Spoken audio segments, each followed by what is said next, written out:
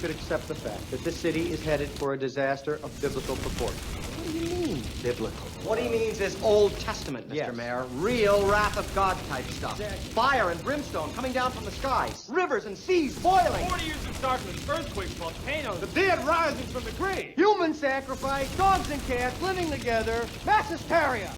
To be honest with you, I'm gonna come out and say it. Cam Newton is an average guy. He's an average quarterback. Never been a Yeah. Well, just let it all out, Joe. Just be honest. This is what I'm doing. All right? Just vent. I do. Get ready for 2 hours of hard-hitting football talk from two men in the know. It's Football on the Know with Jim and Joe. Well, this is what the Patriot Handbook says, Joe. This is what you got to do. See, look at this. It's right there, rule number 143. Yep. Jimmy just felt the need to bring the Patriots into a Raiders I conversation. just Can you have believe to. I that? think I always have to do it. I'm sorry.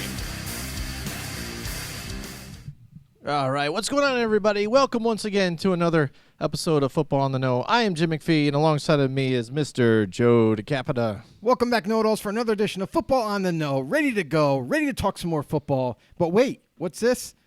There's really not a whole lot to talk about right now because everyone's on break. Yeah. All the football players are on break before the training camp, before they have to hit the real big grind and start training camp for a whole month. We get to see some preseason games coming up. That's going to be exciting for a lot of you fans out there. We get to see like a glimpse of what our team could look like, especially roster-wise, coming in to the next month. Why the hell does the camera keep moving every time we come down here? I just don't get it. Anyways, hell, I hope you guys are having a good day out there, enjoying the weather where you might be. So, yeah, not a whole lot going on in the NFL, but you know what? There's some interesting talk because guys always want money. You know, and the money talks, and that's what we're talking about tonight. For first off, until you guys, if you guys have something bothering you or something you want to talk about too, just throw it out there in the chat and comments. Also, there is an issue going on with Restream connecting to Facebook chat. So if you guys do chat with us during Facebook, we're gonna try and check our Facebook page to see your comments and things like that. Hopefully, we get to them and we don't miss it out. There is Shadow, our resident cat, who is visiting us for a while still. There she is. She's going to take her spot. Maybe she's not going to take her spot over there. She's going to come over here to my lap. That's right. All right, so you might see this every now and then. Here we go.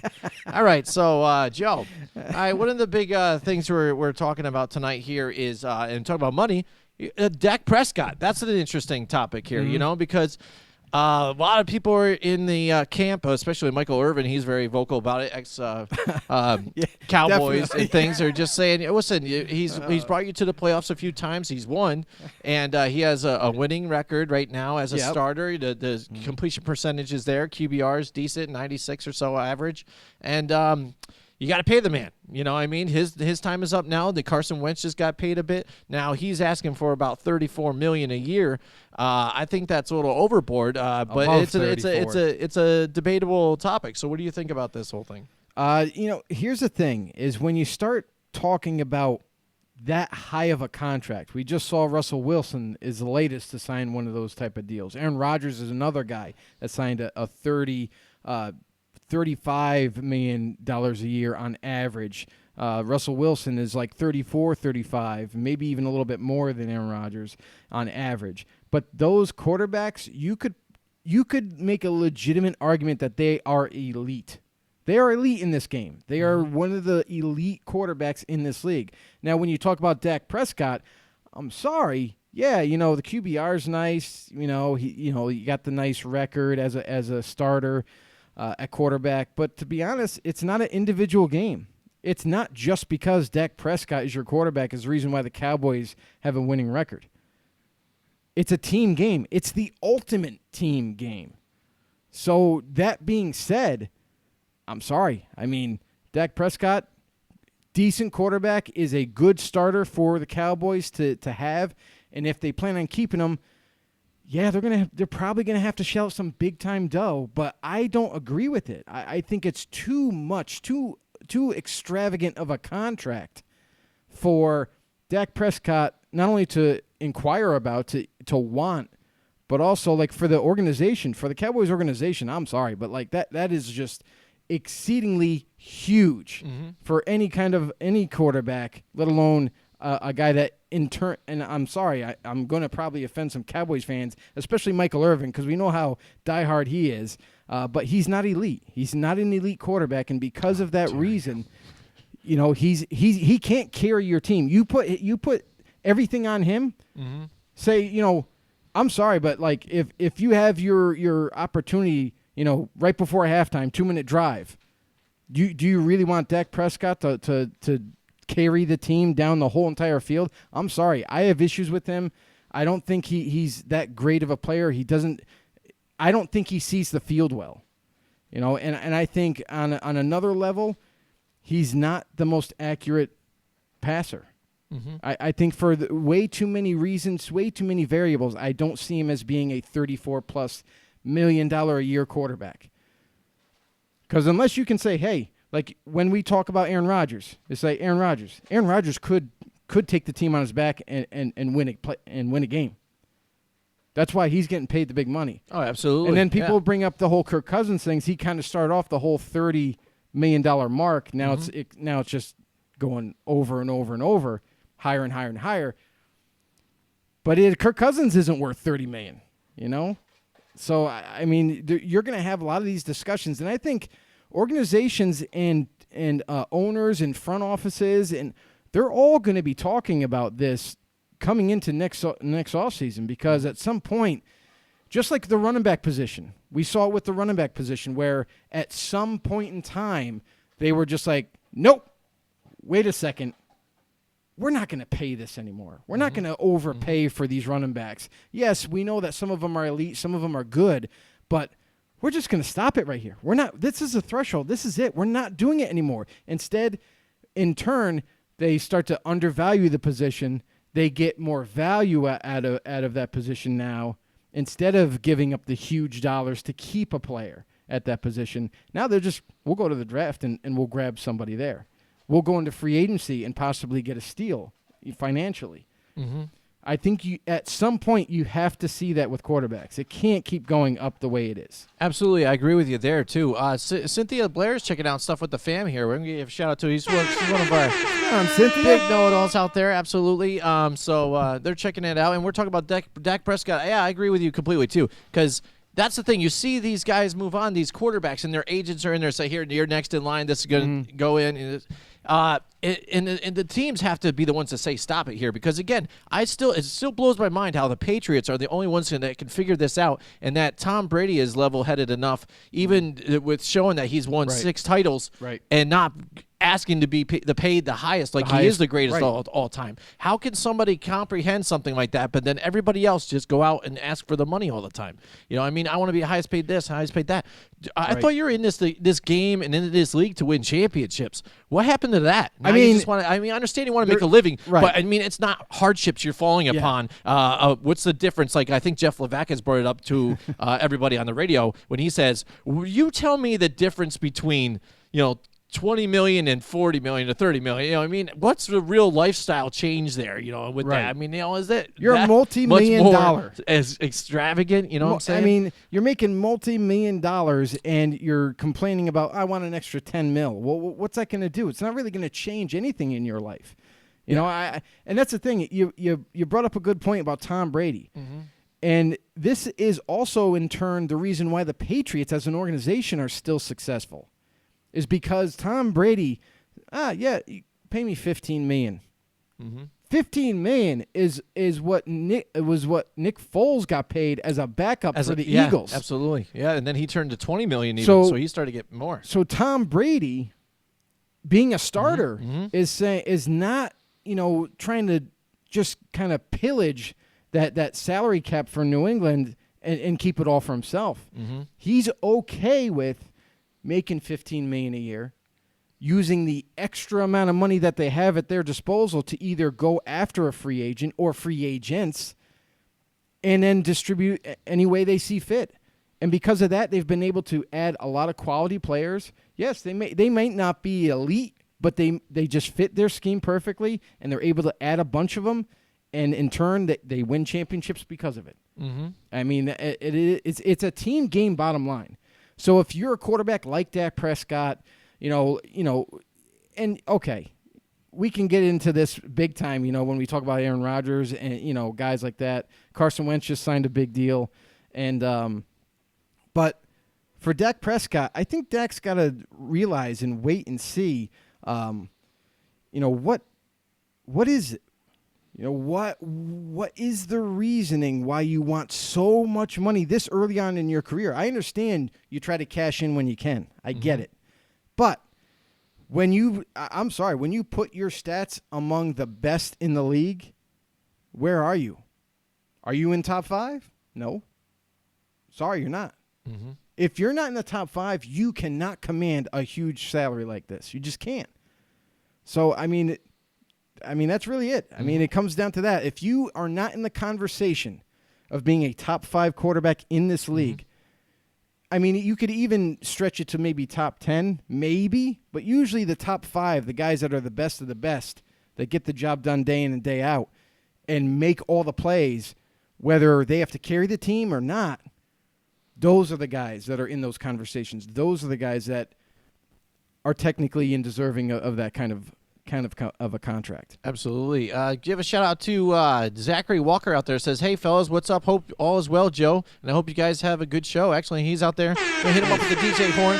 He was Thanks, Zach Walker. 2 weeks ago. He was our show's MVP. Was Speaking of which, I want to say last week's show, Mike Tackett is the MVP of last week's show. He was throwing in the comments, dropping it down there. And also, Bob Money was in the house from YouTube. Yeah, Bob Money from YouTube. Yeah, from right, YouTube. right. He was throwing stuff out there. He almost made the cut. But, again, shout out to everybody out there. And Dak Prescott, when we were talking about also, if you have to be top 5, you want to be then you should be making that money. And the issue here with this team as well, though, is the players that they have. Zeke Elliott still needs to get paid. I mean, they just shelled out that money to DeMarcus Lawrence, like you had said, and now Amari Cooper, he's talking about he wants to be the top paid, wide receiver, which blows my mind because again, he was like we spoke about this a little bit last night when we were talking about our show prep. He was the first overall. So I mean for the Raiders here. So he needs to be that elite talent, and so far he hasn't shown that elite talent for that team. He's shown that he can be a great player, but he isn't worth that draft pick kind of in a sense that they've had so far in production. A lot of the dropsies and stuff. He runs crisp, great routes, which I understand that, and he has some explosive plays, but some of the mental errors that he has shouldn't be something to do with in along the lines of highest paid wide receiver or player in the NFL. I mean, that blows my mind. So when you got guys like that on the same team talking about getting paid, and then you got Dak Prescott who wants to get not the max deal, but pretty close. It's a big deal. Huge. Yeah, absolutely a big deal. And I understand that too because, yes, he's still on his rookie contract. He's proven that he can be a starter in the league. But, again, like you said also is that you get these titles like game manager or also the words that are spoken when you talk about him is they have to set up an offense that fits him. He needs to fit a certain type of offense or a scheme to give him positive plays. You know what I mean? To do that. And when you don't go and do that with like Aaron Rodgers, like you said, or Peyton Manning. Peyton Manning was the offense. Aaron Rodgers, despite even having injuries on wide receiver a few years back, he was the offense. He took that team and led them to wins on his own, on his back. And you can't say that about Dak Prescott. So that's the problem and the issue I have with this here, too. Jerry says he's going to go ahead and pay the guy, or they're working out a max deal. You know what? I'm a Giants fan, so go ahead. I want to see you go. Just bury yourself. Why not? But I just don't see it. And like Joe said, there's got to be a time where the owners have to group together and just say no and cap this thing like they did with the running backs. Because it's getting out of hand. And when you're that's crazy. If you're paying $30 or more million on average per year to a quarterback to one position, this is a team game. Everybody. This is not an individual. Like if you have the best tight end, you're going to win Super Bowl. If you got the best receiver, you're going to win a Super Bowl. It's the ultimate team game in sports. And unless you have good players at every single position, you're not going to really win a ton of games. And it also goes along with the front offices and how well the team is organized. But you're going back to Amari Cooper. Amari Cooper wasn't a first overall pick. He was a first first pick. rounder. Yep. But I just wanted to say, and you're right. You were absolutely right what you said about him. He is a phenomenal athlete. He runs great routes, has hands most of the time, but he does tend to drop the balls too. And because of that, for him to kind of put his foot down and say, I want to be the number one paid receiver in this league, I think that's a little absurd. I think that's a little too much. Look it, when he was drafted, the Raiders wanted him to be like a Julio Jones. I mean, if you're taking a receiver, any position that high, you're expecting them to be a Pro Bowl type of player. And if you're lucky enough, a Hall of Famer. He's nowhere near any of that. He was supposed to be Julio Jones, DeAndre Hopkins, like he was supposed to be that special. And I'm sorry, in my eyes right now, when you're looking at his stature right now, his play and what he's accomplished, it's nothing. Is he worth what he wants? Hell no. I mean, you see, but here's the problem, and this is what it comes all back to the market. Sammy Watkins, one of the most injury-plagued wide receivers who started for a couple teams now. He signed a 1-year deal last year for $16 million. That's crazy. For a guy that gets injured as often as he does, almost every year. Yeah. And the Chiefs paid him $16 million. Now, this is what Amari Cooper's looking at, though. Amari Cooper's looking at that and say, wow, Sammy Watkins got $16 million. I think I'm better than Sammy Watkins. I think I should be paid the most out of anybody. I'm sorry. Not on your best day can you beat out the likes of like a 31-year-old Antonio Brown. No one outworks him. I mean, it's been said by his ex-Steeler teammates. No one outworks the dude. It's insane. So that, along with, and here's the thing, money can only go so far. So just like you were bringing up Zeke Elliott, they want to re-sign Ezekiel Elliott. They want to re-sign him. They want to re-sign Dak to a bigger contract, and also Amari Cooper they'd like to keep because they just gave up a first-round pick for this guy. Yeah. And this is his last year of being on that rookie deal. So you got till week 8 to figure things out, Cowboys. And if a deal doesn't get consummated, if a trade doesn't get, call me crazy, but if a trade doesn't happen because a contract deal doesn't work out, Cowboys basically gave up a first-round pick for nothing. Yeah, for nothing. And he goes to free agency and contests the market, and may the highest bidder win, I guess. Yeah, so we're talking about money deals and people possibly holding out and where they lie. We just brought up Dak Prescott, and the Cowboys have a few issues here now. Like we said, we went right into Amari Cooper, and now you've got Zeke Elliott they also need to pay. So, I mean, they got to – and that's the craziest thing is when you really look at it, like, look what they paid DeMarcus Lawrence. A ton of money for now, granted, he's one of the best in the league, obviously. You know, he's a great player. But if you're going to give that kind of money to Dak Prescott like he's thinking he's going to get, and then on top of it, how much money is left over after all this? You still got to pay one of the best running backs in the league in Ezekiel Elliott. On top of that, you got a money-hungry Amari Cooper that wants to be the highest-paid receiver. I don't think there's enough. I mean, maybe they could figure some kind of magic out to make it all happen, but guess what? Those are only going to be the guys on the field every Sunday for you. Yeah, and the difference here with DeMarcus Lawrence, he's taken the franchise tag already, and then he was basically the one knock that he had was injury prone. So basically, he showed that he can have the production when he's on the field, and he has been. So he proved his contract, and that's why you pay the guy. I understand that. Right. That's why I think now that if they want, they have to re-sign Dak to an extension, but I just don't think it should be dramatic and give him the whole keys to the whole, penthouse and things like that. Yeah. Make it incentive laden still. Again, like a prove-it deal. You have to, because I just don't see it. Because you know what? If I throw it out there, if I give you Carson Wentz and I give you Dak Prescott, and I say, I need one quarterback to help win me this game by himself, who are you going to take? You're going to take Carson Wentz. Yes. So that's what I mean. So I could see him, despite even with his big injury that he had, still, that's a bigger gamble that you'd rather gamble on. Yeah, and that's the thing is because you're talking about him with the injuries, and Dak Prescott hasn't missed a game. Right. He hasn't been injury-laden. Yeah. But he just has the other issues here and there again.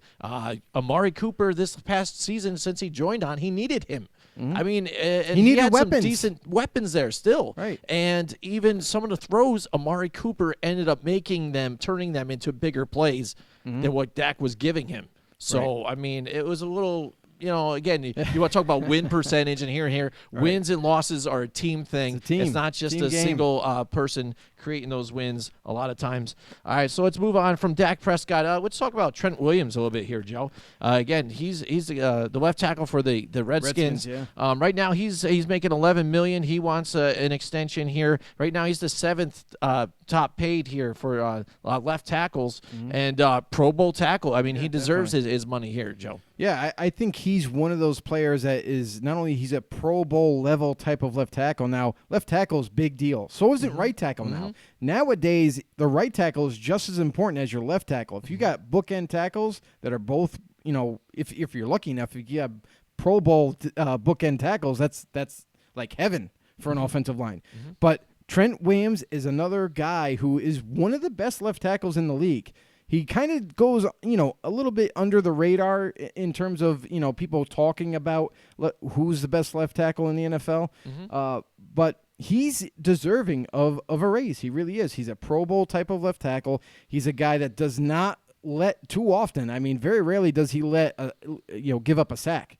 He's a juggernaut of an offensive lineman that he is. He's a mountain of a man. And he plays his position extremely well. So I think that, he's getting paid $11 million. He wants a raise. Now, you may not have to pay him to be the number one left tackle in the league, but if you give him a raise, maybe give him some incentives in his contract, some bonuses that could kind of equal up to being the number one paid left tackle. Maybe, because if he hits those tiers, hits those marks to increase his pay, then hey, happy guy, right? So I think, and it's a premier position, so I think the Redskins got to do right by him. He is 31 years old. I know some people like, after 30, even fans, they kind of get like, I don't know, should we really pay this guy? He's an offensive lineman. Offensive linemen can play until like 36. If they stay fairly healthy, they can play till 36, around that age. So he's still got another 5 years left. Absolutely. And what did they just do? They just grabbed their next franchise quarterback. You know what I mean? And you got Case Keenum there too as well. You need to have the protection there for him. I mean, because look what happens when you lose a quarterback. They dealt with it last year. You don't want to play Russian roulette when it comes to your quarterback. So that's what they want to do, solidify that spot for that protection team to get it going and to help out their investments that they have in the future. Why not stick him around he just wants a few more years and that nice comfort zone. Yeah, a little bit of a raise. It's not going to hurt. Yeah, and that's a spot, like you said, you can't easily replace. So I think that's a good deal for them to go work out there, and I'm sure he'll get his deal done. You would hope, but who knows along with the Redskins and the way the Redskins are run, though. I tell you right now, holdouts are Daniel a whole Snyder, other animal. Yeah. So we'll see. Yeah, so we'll see what happens there. Another interesting guy holding out here, or not holding out, but a guy who's going to get paid, or you would think, or maybe they let him walk, is Bobby Wagner here for the Seattle Seahawks. He's been the quarterback of that defense after they went through the whole fire sale, this and this. A lot of changes. They grabbed some youth there that has been able to play for them, and Russell Wilson stepped up and basically led the team to the playoffs almost by himself, but along with this guy on defense as well. Right now, he's making $10.5 million a year, and it's on the last year of his contract, though. So now the deal is up. This is the last year. So are they going to just go and give him money to stay and to stick around and be a Seahawk for the rest of his career here? Or you and I talked about it last night. Would it be now the best right now just to try and even unload them again? Seattle's been able to do that. Unload guys and have somebody come in and still play for them and have great production. Yes, I mean, it's Bobby Wagner. Yeah, he's great. No doubt there. He's a household name in Seattle. Starting to get, I think he's 20. Is he 29 now? He's 29 years he's old. getting up there now. So it'd be a nice prime time to move him. Get whatever compensation you can, because if you don't work out a deal right now, and he goes up after this season to free agency, then you lost him anyways. So there's going to be too much competition. So what do you him. think the Seattle Seahawks should do in this whole point? And this is a tough one because this is a linebacker position. He, like you mentioned before, he's the quarterback of the defense. He's been the backbone to command that defensive scheme that Seattle runs, and he's been a great linebacker for them. And here's the thing: is like when you start to mix in age with production. Is he going to fall off at some point? Is he not? Is he still going to be good for another 3 years? It's the unknown at this point, because when you hit that 30-year-old mark, usually, there's been some rare cases like an Adrian Peterson, who it doesn't matter how old the guy gets, he's like Bionic Man, still plays at high level. It's absolutely insane. But will Bobby Wagner's body now? I don't think mentally his instincts that he has are phenomenal, but will his body hold up? He's had a lot of tread on those tires. He's beaten the crap out of people, made phenomenal tackles, has made some great plays. Will his body start to break down after 30? That's where the Seattle Seahawks got to kind of create some kind of a formula and try to say, do we re-sign him? And if we do, because he's made a name for himself, how much money are we willing to pay a Bobby Wagner at 29 going on 30? And that's the most critical thing.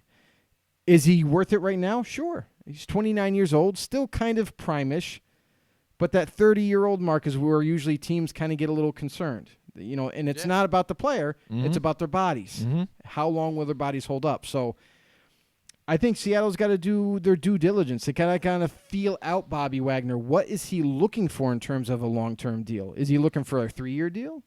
I think that would be easily obtainable. I think if it's reasonable like that. If he's looking at 5-year deal, I think that'll be a little too much for Seattle to bite off there. But I think if it's kind of short-term, if it's 2 or 3 years that they could work out a deal, I think he stays. I think Seattle will work out a deal with him. But if he's looking like one last mega deal, one last blowout sale for 5-year deal, like a long extension thing, I think carrying him into his mid-30s, I think that's kind of like the tipping point where I don't think they're going to go for it. So Bobby Wagner is a good player. Now, we talked about this before. If they can't get a deal done, if they can't come to an agreement between Bobby Wagner and Seattle, I mean, it's only logic. Move on and get some compensation for the guy. Guy still has a good market value out there. You probably can make out on a good deal to trade him away. And this is a high praise for Seattle Seahawks, because we saw like what you called the fire sale, last offseason, where we're like, oh man, this team's not going to be very good now. They just got rid of everybody. All these veterans are gone. They got all these young Earl guys. Thomas was begging to get out of there. Yeah, he couldn't wait to get out of there. The unfortunate event with Cam Chancellor, where he injured his neck, wasn't able to come back. But this team is great at talent evaluation. They much like the Patriots. The Patriots Absolutely. are great talent evaluators for their team. Seattle Seahawks are phenomenal at finding talent, whether it be an undrafted free agent out of who knows where, Polynesian State University, and it's things that you've never heard of. Shaq Griffin, his brother, the other Griffin brother. Those guys were not highly touted coming out. Like Shaquille Griffin, I might get him confused here. Shaquille I know the corner is the corner, yeah. Shaquille, and Shaquem is the that's linebacker, it. yeah. Shaquille was not highly touted coming out of the draft. In fact, he was borderline undrafted, and he made a phenomenal name for himself. He's a really good corner. Yeah, absolutely. And I think because of Shaquem got more noticed. You know what I mean? Even though he had the loss of the hand, but he still plays, still a football player. But those are the type of guys that they seem to find somehow. And they might have a guy who's second, third string middle linebacker that could take over for Bobby Wagner, and they probably might not lose much. Maybe, obviously veteran leadership and the mental capacity, but they might be okay, depending on who they have there. So it's going to be something that it's going to be a little bit of a struggle, because Seattle, as much as they probably want to keep him because he's such a great player, it's going to be a tipping point at some point. And to bring up some of the talent the way it is in that division now. You got Jimmy G coming back, so maybe there's going to be – they take a look at that and they say, well, now it's not going to be – this division isn't going to be so easy a little bit for us. Now you've got Kyler Murray over there. So, I mean, they got to watch out for things. So maybe they'll keep it, say, hey, Bobby Wagner, we got to keep you around just to maybe get us going here, set us in the right ship, and maybe make a playoff push still again here, while they paid Russell Wilson. Another interesting guy to talk about, where a lot of our Texans fans out there, Houston, Texas know-it-alls that are out there that follow us and watch us all the time is Jadeveon Clowney. I mean, this is an interesting aspect here because I started to look at it and I was looking at his stats and I'm like, all right, well, yeah, he started off slow. I wasn't seeing too much from him, and then he's averaged about 9 sacks or so each year. 2 years Yep. for 2 straight years. Yep. And so now he's on the franchise tag, making $15.9 million, and start to look at it towards other production of others, say even J.J. Watt, and you line them up, another linebacker spot, DN, pass rusher area. No contest. It's no contest. And if he wants to go out and get a big payday, that's when you got to kind of pump the brakes on this too, because that's what I mean. You got to look at this and can't just say, well, Jadeveon Clowney, he's been decent with this team. He's another big focal point in this team. You got to pay him again. I don't live by that. I mean, Joe, I don't think does either too. I like the Patriots way, even though I can't stand the Patriots a lot, but it is the way to do it. You find whoever you can get to, or play the system, and earn your money, and focus on trying to get a championship. Where the Houston Texans here, they got a great spot going on right now. They've got Deshaun Watson now. If you could keep him healthy, they got elite wide receivers, great wide receiver core right there. The defense is playing solid. This is your time. So I mean, if you want to start ruining it by asking for big contracts here, big contracts there, that and that, like what the Cowboys might start ending up into, your time could be gone just like that. And this is especially for their coach. It's just, now he's got to be on the hot seat with this, the way they've been playing and trying to make the playoffs here and make a run to the Super Bowl. And you can't be screwed up by just, I want to be the highest paid this and this. And the production, I don't know how much he's really wanting to ask for, but the production has to match the pay, and you can't overpay for this guy. No, absolutely not. And here's the thing, I was kind of shocked when he got picked number 1 overall. I didn't think he was the best player in that draft. I thought there was much better players to take. You look at Aaron Donald. I believe that was the same draft. Mm-hmm. I understand hindsight's 20/20. Like now we're looking back at that draft, like, oh well, Aaron Donald should have been number. Yeah, but Jadeveon Clowney was a splash type of player coming out of college. He was great at pass rushing, and that's become a huge thing in the NFL now. Now it's all about how fast can you get to the quarterback. Do you have guys that can get there, disrupt some passing plays and that sort of thing? And Jadeveon Clowney was in hopes. I mean, Houston thought that they were getting themselves a Pro Bowl, a almost near Hall of Famer type of pass rusher. But instead, I'm sorry. I mean, up until the last 2 years, this past year and the year before, where he averaged 9 sacks. You look back 2 more years after that, 4 sacks, 6 sacks, nothing real special. So for me to be the number 1 overall pick, and that's the kind of production I'm getting, like, yeah, okay, 9 sacks is nice for the last couple of years. But is he that impactful in running plays? Is he that impactful in when he's asked to maybe drop back in that 3-4 scheme? I don't think he's the total package that Houston Texans were hoping for. And because of that, I understand he's only 26 years old. He's still he's just getting into his prime and that sort of thing. But he's also been nagged by injuries. We talk about Ezekiel Ansah, who is a guy who is a great pass rusher. But how often is he on the field? And Detroit Lions were like, well, it's not worth it. Just like, me and Jim talked about in the previous episodes. We didn't think Ansah was going to be re-signed because of that reason. He was injured way too often and not on the field enough to produce. Yep. I think this is going to go along lines with Jadeveon Clowney. Now, Clowney, when he's healthy, he can be disruptive. He can get to the quarterback at times.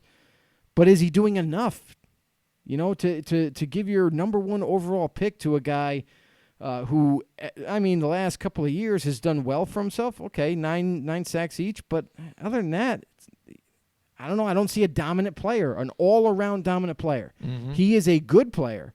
Don't get me wrong, but I don't think he's dominant. And because of that reason, I think the Texans, to be quite honest, would be better off trying to find a trade partner. I mean, really? For a 26-year-old pass rusher, I think that they could get some good compensation here, and maybe even help this team even more in the near future. Well, that would be an interesting thing to see, and see what kind of suitors come around too if they put him out on the trading block. Right. I mean, Because here's the thing. Clowney believes, just like, Amari Cooper. Amari Cooper thinks he should get the highest contract as a wide receiver.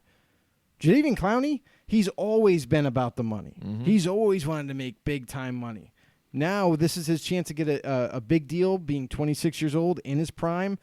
He's going to try to take it, and I can only imagine that he wants to be paid more than DeMarcus Lawrence, even though he doesn't have the production. Again, it brings up the point where we've talked about a bunch of times too, is value of the pick. Where was he? He was picked first overall. So again, now is his production equaling the pick value in which they got him? Right. He's good, Yeah. but is he number one overall? Is he panning out, that much good? So then he should get paid, like you said, the high value. I don't know. It's a nice trade piece though too. But yes, and it's a great piece of their defense that they could use. Oh, they're running. But that defense is ferocious. It's tenacious. It's unbelievable. They're great at stopping the run and rushing the passer. But they need more help, I think, in that back end. They need more help to stop those passing attempts. So I think, who knows? Maybe they could pull off a trade. Maybe get a corner. Maybe I don't know. It just depends what they got to do. But and that's the thing, is it's tough. I know it's really hard, especially if you're a Texans fan. If you hear trade alert, because they were trying to looking, but before the draft, during the draft, maybe finding a trade partner for Jadeveon Clowney, maybe pulling off it. Because I think the Texans are thinking to themselves, hey, you know what? This could work. I mean, if we trade him, and we could actually propel ourselves to be even better with more players than just him. Much like what the Giants did with Odell. Yeah, so that's something to look forward to, too, and see how that goes through. Right now we're talking money deals, and some of these players are expecting some big deals. Whether you agree with them or not, let us know. If you have a guy you want to talk about, too, as well, and somebody for your team that you think, deserves some more, or he thinks he's going to be holding out, and what you expect that he might want to get or whatever. We talked about Dak Prescott earlier, Trent Williams, Bobby Wagner. We just finished up with Jadeveon Clowney. Now, Chris Jones, I think, is an interesting spot, again, because we just saw the Chiefs pull off the trade for Frank Clark and then shell out the money, especially after they didn't want to pay D Ford. So now Chris Jones is saying he wants money and get paid. What are the Chiefs going to do here? That's the interesting thing. You got to pay him. Yeah. He's one of the best D tackles in the league.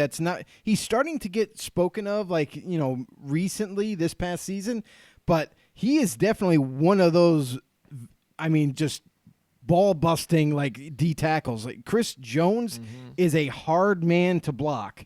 Ask any offensive lineman in the league. He's very hard to block. He not only can he play the run extremely well, but he also can get that pressure up the middle and create havoc in the backfield. And that's what you really want in a D tackle. I think he's one of the best in the league. I think he does deserve a raise. I mean, you look at his contract; he's still under rookie deal. Yeah, he only picks. Last year he made $1.2 million. Right. Last year He's still on his rookie deal. So now in closing of his rookie deal this season, he wants to get paid, just like anybody else. I mean, he's definitely proven to the Chiefs. He's proven on the field what he can do and what his expertise is, and that's just wrecking offensive lines. But got to pay the man. You got to pay the man when you have a special player like that on the defensive line, especially D tackle, because I don't think D tackles get a lot of credit, like Akeem Spence in Chicago, and guys like that kind of don't get really talked about, but they are making a huge difference in their defense. Those interior D linemen, they need to be talked about more because I think they do a lot of damage, especially the good ones like Chris Jones. So I think he definitely deserved the money. All right, and lastly, we're going to bring up Darius Slay here. He's looking to get another deal going or an extension. He's already got an extension, I think, was it a couple years ago, 3 or 4 years ago, and that sets him now at $12.5 million to make this year plus some bonuses, and that'll set him at the 13th overall in his position in pay. And again, he's one of those guys that's getting a little longer in the tooth. Yes, he's a great player.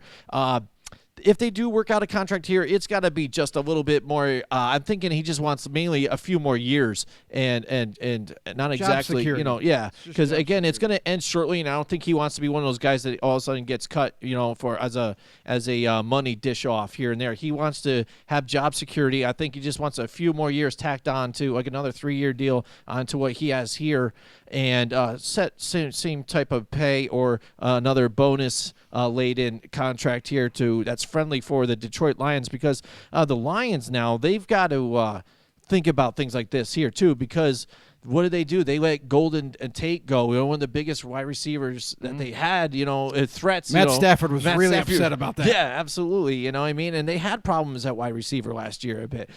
They haven't had a really they haven't used the tight end position the way they should have. Eric Ebron was there forever. Now we'll get him over there with Andrew Luck and the Colts, and he's lighting up and going for, you know, Gronkowski's record he wants. Last year they had Luke Stocker and they had all these guys that they brought in last year in the offseason. Mm-hmm. And I'm still scratching my head to this day. Like, Detroit Lions, they don't even use the tight end. So why are you stocking up on them? And then this year they bring in Jesse James from the Steelers, and they also use their high first round pick on T.J. Hawkinson, who is, a lot of people see him as being the best tight end coming out, a guy that can do everything and everything well. But here's the thing: you got a stacked tight end, position group right now. Detroit, what the hell do you plan on doing with these guys? You know, are you actually going to throw to the tight end? Because that's what you've been lacking. You know, we all thought Eric Ebron was kind of like of a bust in Detroit, because, oh man, you know, he gets injured, he's not really a focal point of the offense. Well, that's on Detroit. Now that I'm seeing this, Eric Ebron blew up last year with the Colts. Didn't really get injured a lot. He got nicked up once in a while, but man, oh man, that kid is special. Get him the ball and let him run. And the Indianapolis Colts saw that, and Detroit just kind of failed to see it, I guess. I don't know. So. And that they're learning the Patriot way now. I think this team is, though, too. So that's the thing you got to look at here. Are they going to be playing the contracts the same way? Are they going to look at some of these guys, especially when they're getting a little older, and say, well, listen, man, we can probably find somebody that'll fit our defensive system and make it work, and we don't exactly need you. If you think you can go do better, go ahead. You know what I mean? Or we'll trade you somewhere there and get the value that you can now. Definitely. So that's something that you can look into here with the way they handle this situation. Maybe they get a deal done where, again, it's a little bit extension, just a few more years. I think he just wants a little more job security so he doesn't just all of a sudden cut our losses and go like the Patriots would do, though, too. But just, you know, because he's a great player. I mean, he's great. He's been a good player for them consistently throughout the years. He's been a great corner. So he's a Pro Bowl corner. You can't deny it. I mean, and here's the thing, you know, he is 28 years old. You know, when he gets to that 30 mark, do you think he's going to slow down? You know, he's been injured in the past. Has had a couple of serious injuries. So do you think that's going to occur again or not? I think he might stay fairly healthy for Detroit Lions. I think he is deserving of an extension of some sort. Not something that's going to be extravagant and long, like really long term, like we discussed with Bobby Wagner. I think you can add 2 more years, 3 more years max, and be fine. Redo the deal, give him an extension, like a 3-year deal, and I think that'll satisfy him, and you keep a Pro Bowl corner in Detroit, because I'm sorry, but Detroit can't afford to keep losing talent. Yeah, well, definitely there. So, all right, there you go. There was some money talk. Again, if you guys have somebody you want to bring up out there who you think, you know, for your team, you know, they might be asking for some more money, if you think they deserve it or not. We talked about Clowney. We talked about Dak Prescott. So, the big names. Yeah. If you have an opinion on there, definitely post on there. We are having issues a little bit with Restream and not getting Facebook comments, but we are checking our Facebook page frequently. So we will still be getting YouTube comments, also Periscope. Seeing we are also, I'm going to take this opportunity right now. You know, since Facebook is having their issues and everything, you can still go right on right YouTube. YouTube. YouTube never fails. Yeah, we're all streaming live at the same time right now through them and through Periscope. So follow us on YouTube, Football on the No Show. Go ahead and subscribe to us. Hit the notification bell to get our latest and greatest updated content. Also, follow us on Twitter at FB_no. We are on a lot of different social media outlets. Just search at FB_no, Snapchat, all that jazz. So absolutely. Join up. That sounds good. And now, Joe, it's time for our In the Know fact of the day, Joe. Excellent. I've been looking forward to this. Yes. Here we go. All right, you're going to enjoy this one. All right, of the 55 players who have played in an NFL game, 41 were quarterbacks, kickers, or punters. Beyond the 1920s, the oldest position player who wasn't a quarterback, kicker, or punter was 43-year-old Ray Brown, who played guard for the Washington Redskins in 2005.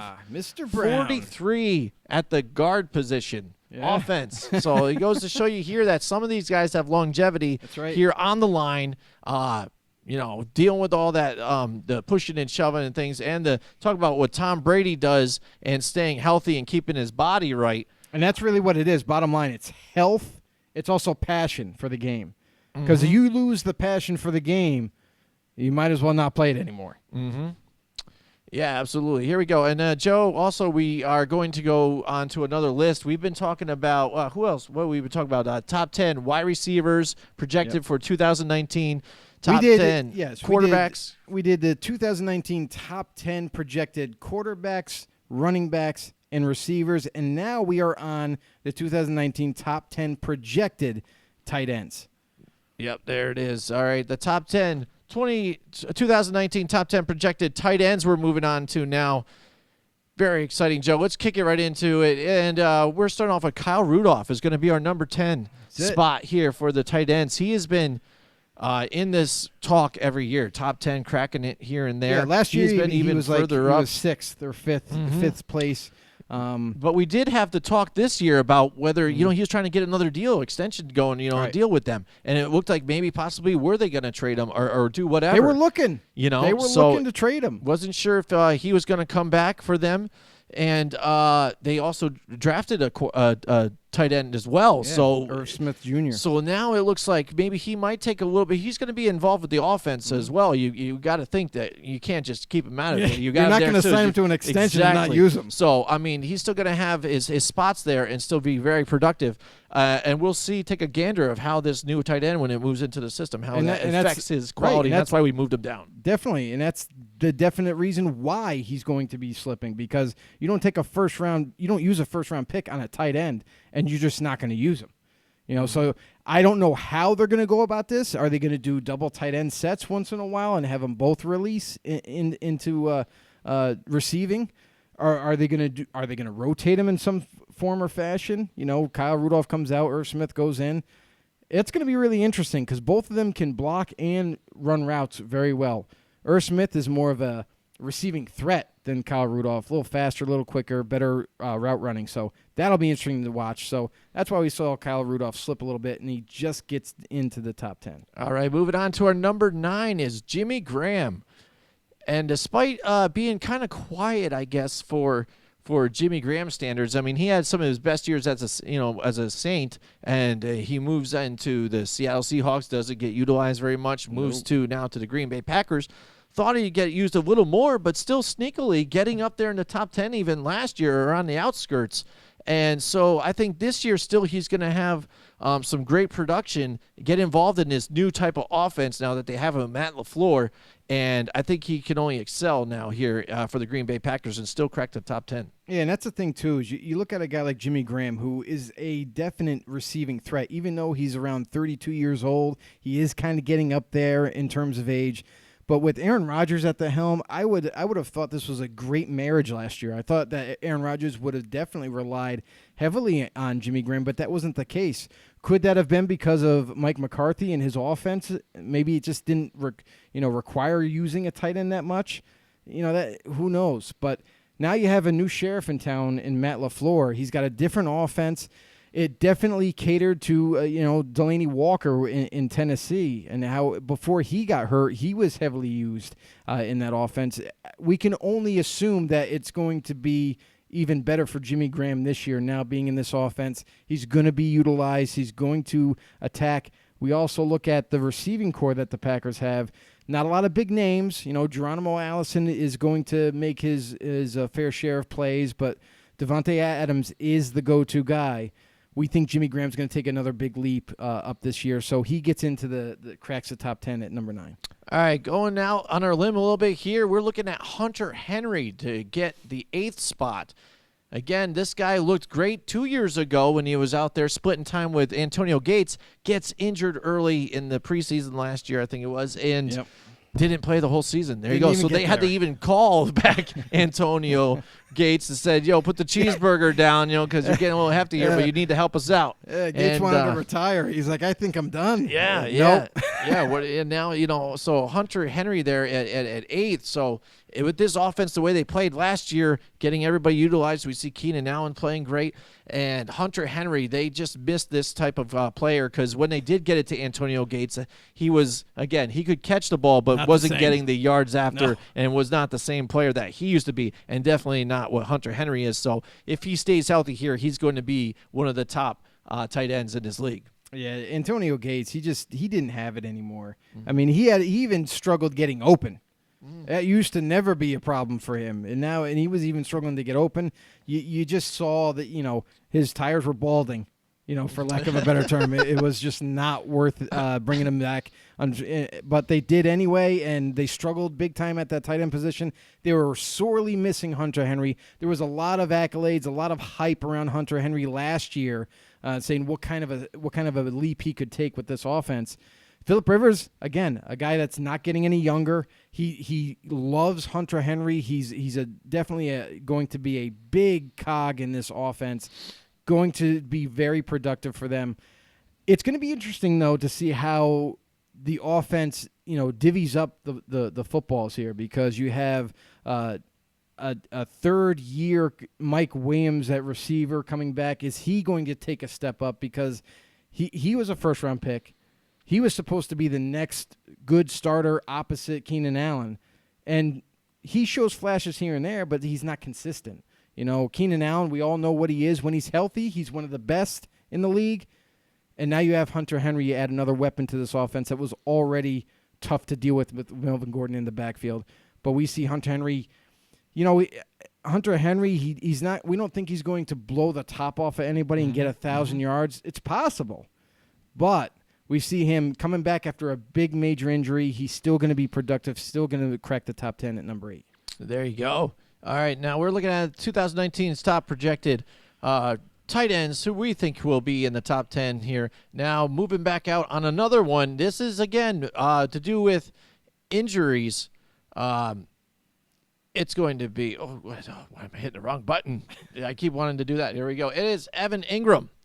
Evan Ingram now for the New York Giants. Again, Joe and I had a debate on this whole deal. I wasn't sure about this because I'm a little harder on Evan Ingram, I guess just because I'm a Giants fan, and he hasn't showed me exactly what I wanted to see out of him. Yes, he has had spots, and yes, he can catch. I understand that. I see the routes that he runs, but your best what's the saying they say? Best ability is availability. He hasn't been very available at times, But you could say said that for the whole wide receiving core last year. Yeah, altogether. You didn't have any weapons. So they had Cody Latimer out there at one point and other stuff. So, so that I think they had Bobby Boucher at one point. Yeah, too. so but like we said when we debated it, we came up with this list.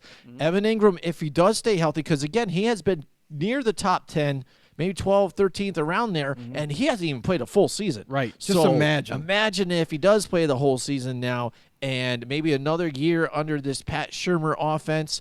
Maybe some pressure gets on to Saquon a little more, opens up other things for the tight end spot. You have no more Odell Beckham Jr., so they can spread the ball around even more to other receivers out there, because that's basically what Evan Ingram is anyway, as a receiver. He's not a premier blocker. He's out there for length, trying to get stuff in the slot area and blow the doors open at times when he can get it. So, Evan Ingram right there, number 7, bumping in there. We'll hope and pray he stays healthy. Yeah, here's the thing with Evan Ingram. He is an unbelievable weapon at that tight end position. He is a super receiving threat, and just for like a lot of things that Jim was mentioning before, he's extremely hard to stay with. Who are you going to put on him? A safety? A linebacker? That's really what the Giants are hoping for, because no one's going to be able to stay with him. He's more of a big receiver than he is a tight end. And really think if he stays healthy, I'm sorry, I think he can crack the top 5. That's how special of a season I could foresee for him. But then again, it does predicate on injuries. Can he stay healthy this year? If he does, he can move up this board. If he doesn't, we kind of see him at that 7 spot. So returning once again. Hopefully he lasts longer than last year. Didn't play. Oh, definitely. Yep. So 2019 top 10 projected tight ends. Next up, number 6 is Jared Cook. This guy, again, has moved from to a few different teams, but been productive in every spot that he goes to. He's now with the Saints, and I mean, that is another match made in heaven now for him. Another great quarterback throwing him some passes, and that offense, which again, has enough to give to other receivers and things like that. Yes, you do have Michael Thomas. He's going to get his catches still here, too. But you saw what Drew Brees and Sean Payton were able to do with Benjamin Watson last year. So much so that even he was retiring, but then the Patriots even call him back and say, hey, why don't you give it a go one more time for us? And then he says, oh, whoops, I already took some bad drugs, and now, now I can't play. I'm sorry. I'm going to retire, I everybody. I started doing other stuff to get myself healthy. So there you go. I mean, Jared Cook right here at the number 6 position, Joe. Yeah, Jared Cook, you look at him and his production is off the charts. As a tight end, yeah, he's a little bit of a aging type of a tight end, but a tremendous receiving threat for anybody that has him on the roster. Last year, you look at his stats last year, he had just below 900 receiving yards as a tight end. He was the number 1 receiver on the Raiders because they had nobody. Jordy Nelson didn't show up, and no one else was on the roster good enough to make plays. But you have Jared Cook coming along, and he was one of the best receivers that they could ask for. So now leaving the Raiders, going to the Saints, which this is a sorely needed position that they've missed since Jimmy Graham left. Yeah. They've tried to Band-Aid and duct tape it with, the likes of Kobe Fleener and Benjamin Watson and a few other guys that I can't even pronounce their names. Humanawani or whatever the heck, the Hawaiian tight end who was around this for the league for a while. So they've managed to try to kind of duct tape it and hold it together with bubble gum, but this right here, this free agent signing of Jared Cook is going to be an absolute pleasure for Drew Brees to throw to. He's another tough weapon, already on a highly prolific offense, and we see Jared Cook just missing the top 5 and landing at 6. Yep, there you go. So we are at the 2019 top 10 projected tight ends. We've already gone from 10 to 6 right now. Moving on to the number 5 position. It's Eric Ebron, the guy who is chasing Rob Gronkowski here for the season totals. The title. He does. He wants it the so title, bad. baby. And then we were just talking about the Detroit Lions and how they've had this guy and he wasn't able to produce to where, it might have been, it seemed almost like bust-like. It's like, oh, man, Eric Ebron, he showed signs at times to where he was more of a great fantasy football player kind of in a sense. He put up points if he needed a tight end when he was healthy, yeah. And but then it really never really panned out. He goes to the Colts last year, and all of a sudden we have an Eric Ebron sighting, everybody, and he's lighting it up.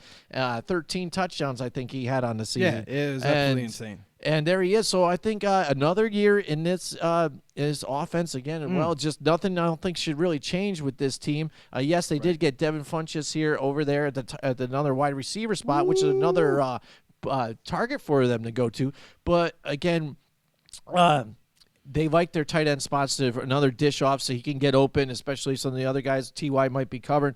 Eric Ebron's a guaranteed spot there to get the yardage, and he's gunning for Gronk. So let's see how hard he plays here and see what he can do. And that's the thing. After seeing his production and how great it was with the Colts, Jack Doyle was hurt all of last year. We know that he's returning this year, so it's going to be interesting to see how they utilize both these tight ends because we know that Jack Doyle before Ebron was heavily involved in this offense. Does that maybe set the tone and put Ebron ahead of Jack Doyle in the roster, or do they plan on maybe kind of rotating him in, using double tight ends at times, that sort of thing? That's going to be interesting to watch, along with, like you brought up, Devin Funchess added to this team in free agency.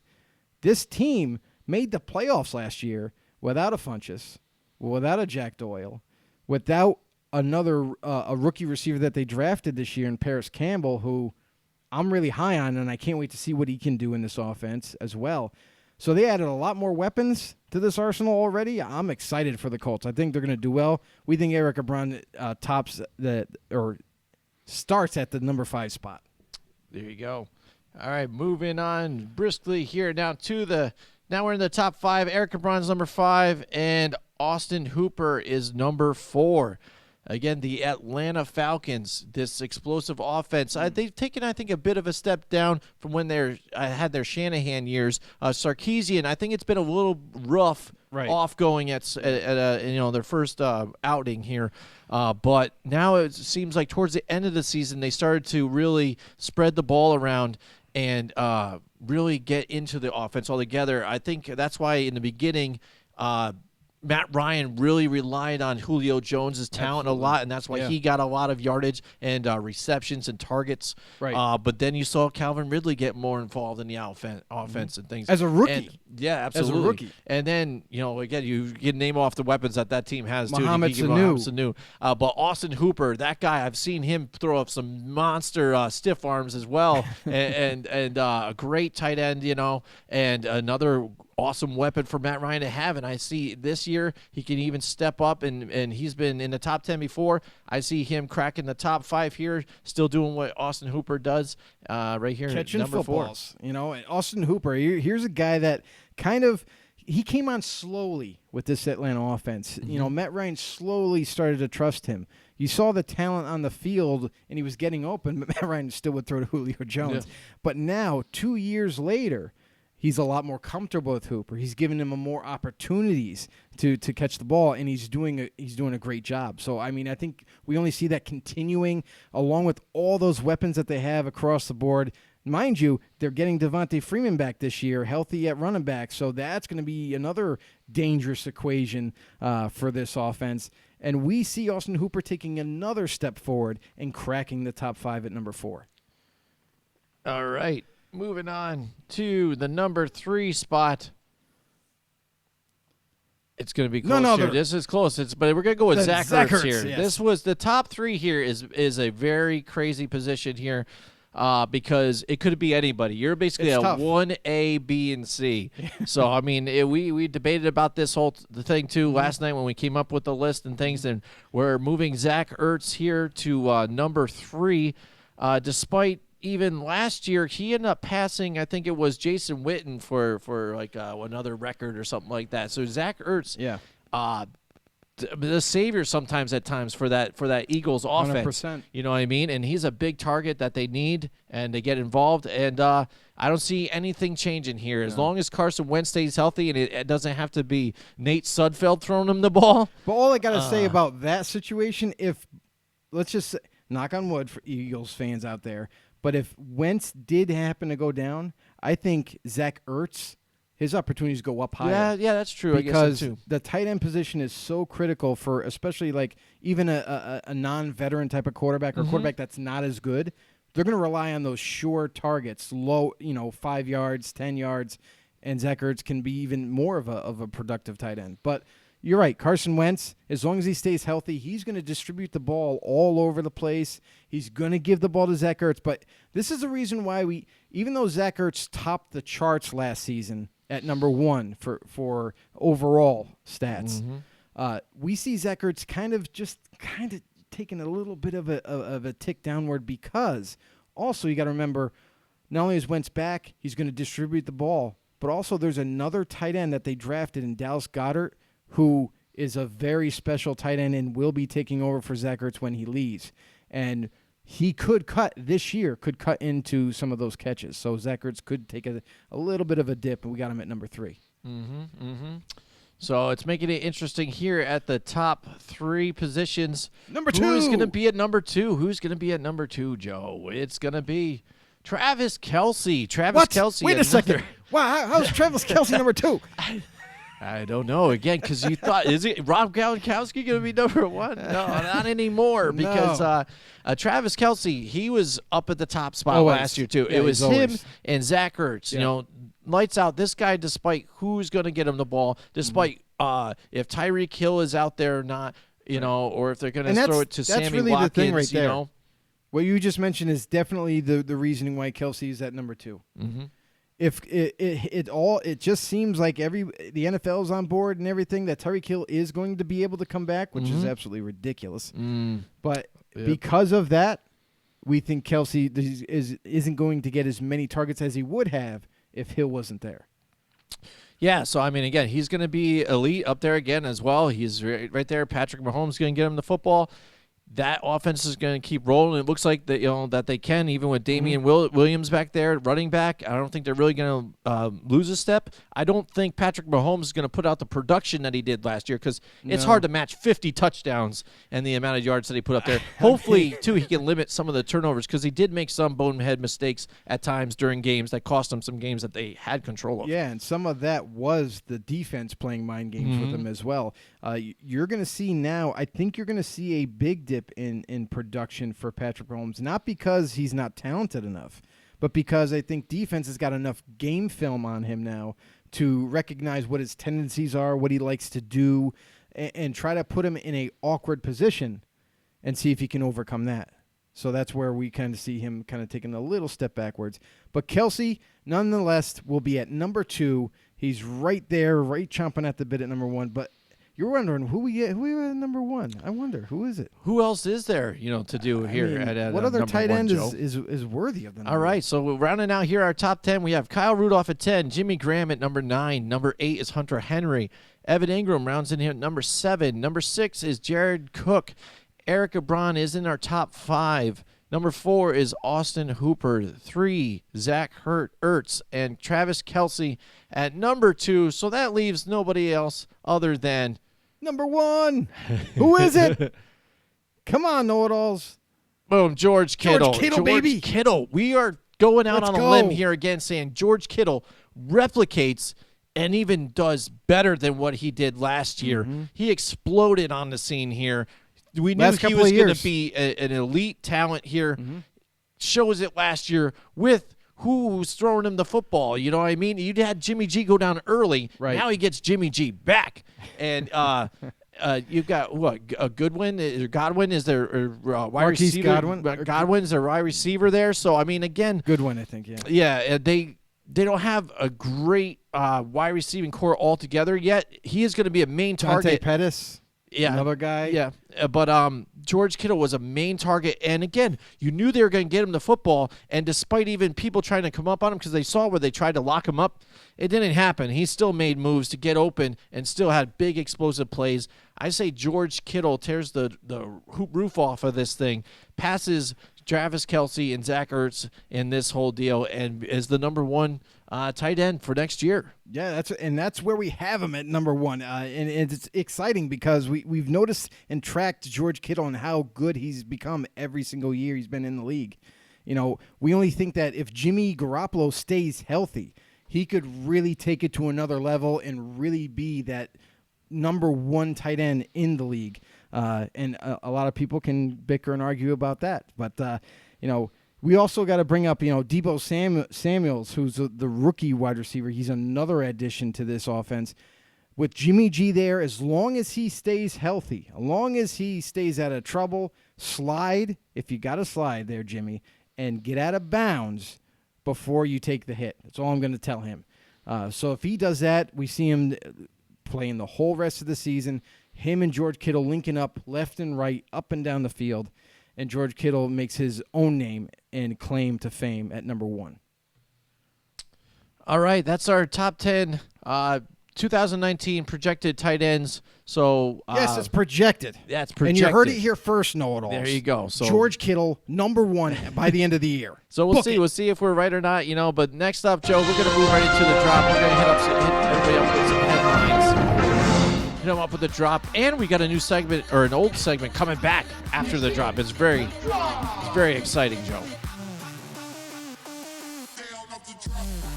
Ex-Texans GM Brian Gain was accused of targeting and firing African-American employees, thus leading to his departure from the Houston Texans. Yes. Really? He was accused of firing minorities and targeting these guys just to fire them, just to mess with them. But this is the interesting thing, is coming out of Houston's organization, they are saying otherwise. They're saying that they had no complaints about Brian Gain at all. They never heard any kind of issues like this is being brought up now. So something must have been swept under the carpet there in Houston. The Colts and cornerback Kenny Moore. Yeah, I said Kenny Moore. Remember that name because now they agreed on a 4-year deal that makes Kenny the NFL's highest paid slot corner. And this is a Colts team that has a lot of those talented players that nobody knows who they are. Yeah. Get to know Kenny Moore. Rashard Matthews. You remember Rashard Matthews? Yes, I do. It's been a while since he's played. Yes. But, It he has. signed with the New Orleans Saints Yes. after a minicamp tryout. He played also on the Jets and Titans rosters. Making a comeback, Rashard Matthews. We'll see. Again, we just said that Sean Payton and those guys can make, Here's the wide interesting receivers. thing is I wonder if this is just like a training camp signing, Yeah. like just another body Yeah. for Drew Brees to throw to. We'll see. Why not? Broncos owner Pat Bowlen dies at age 75 after his struggle with Alzheimer's disease. Very sad for the Broncos family, fans, and our condolences go out to Pat Bowlen and his family. Absolutely.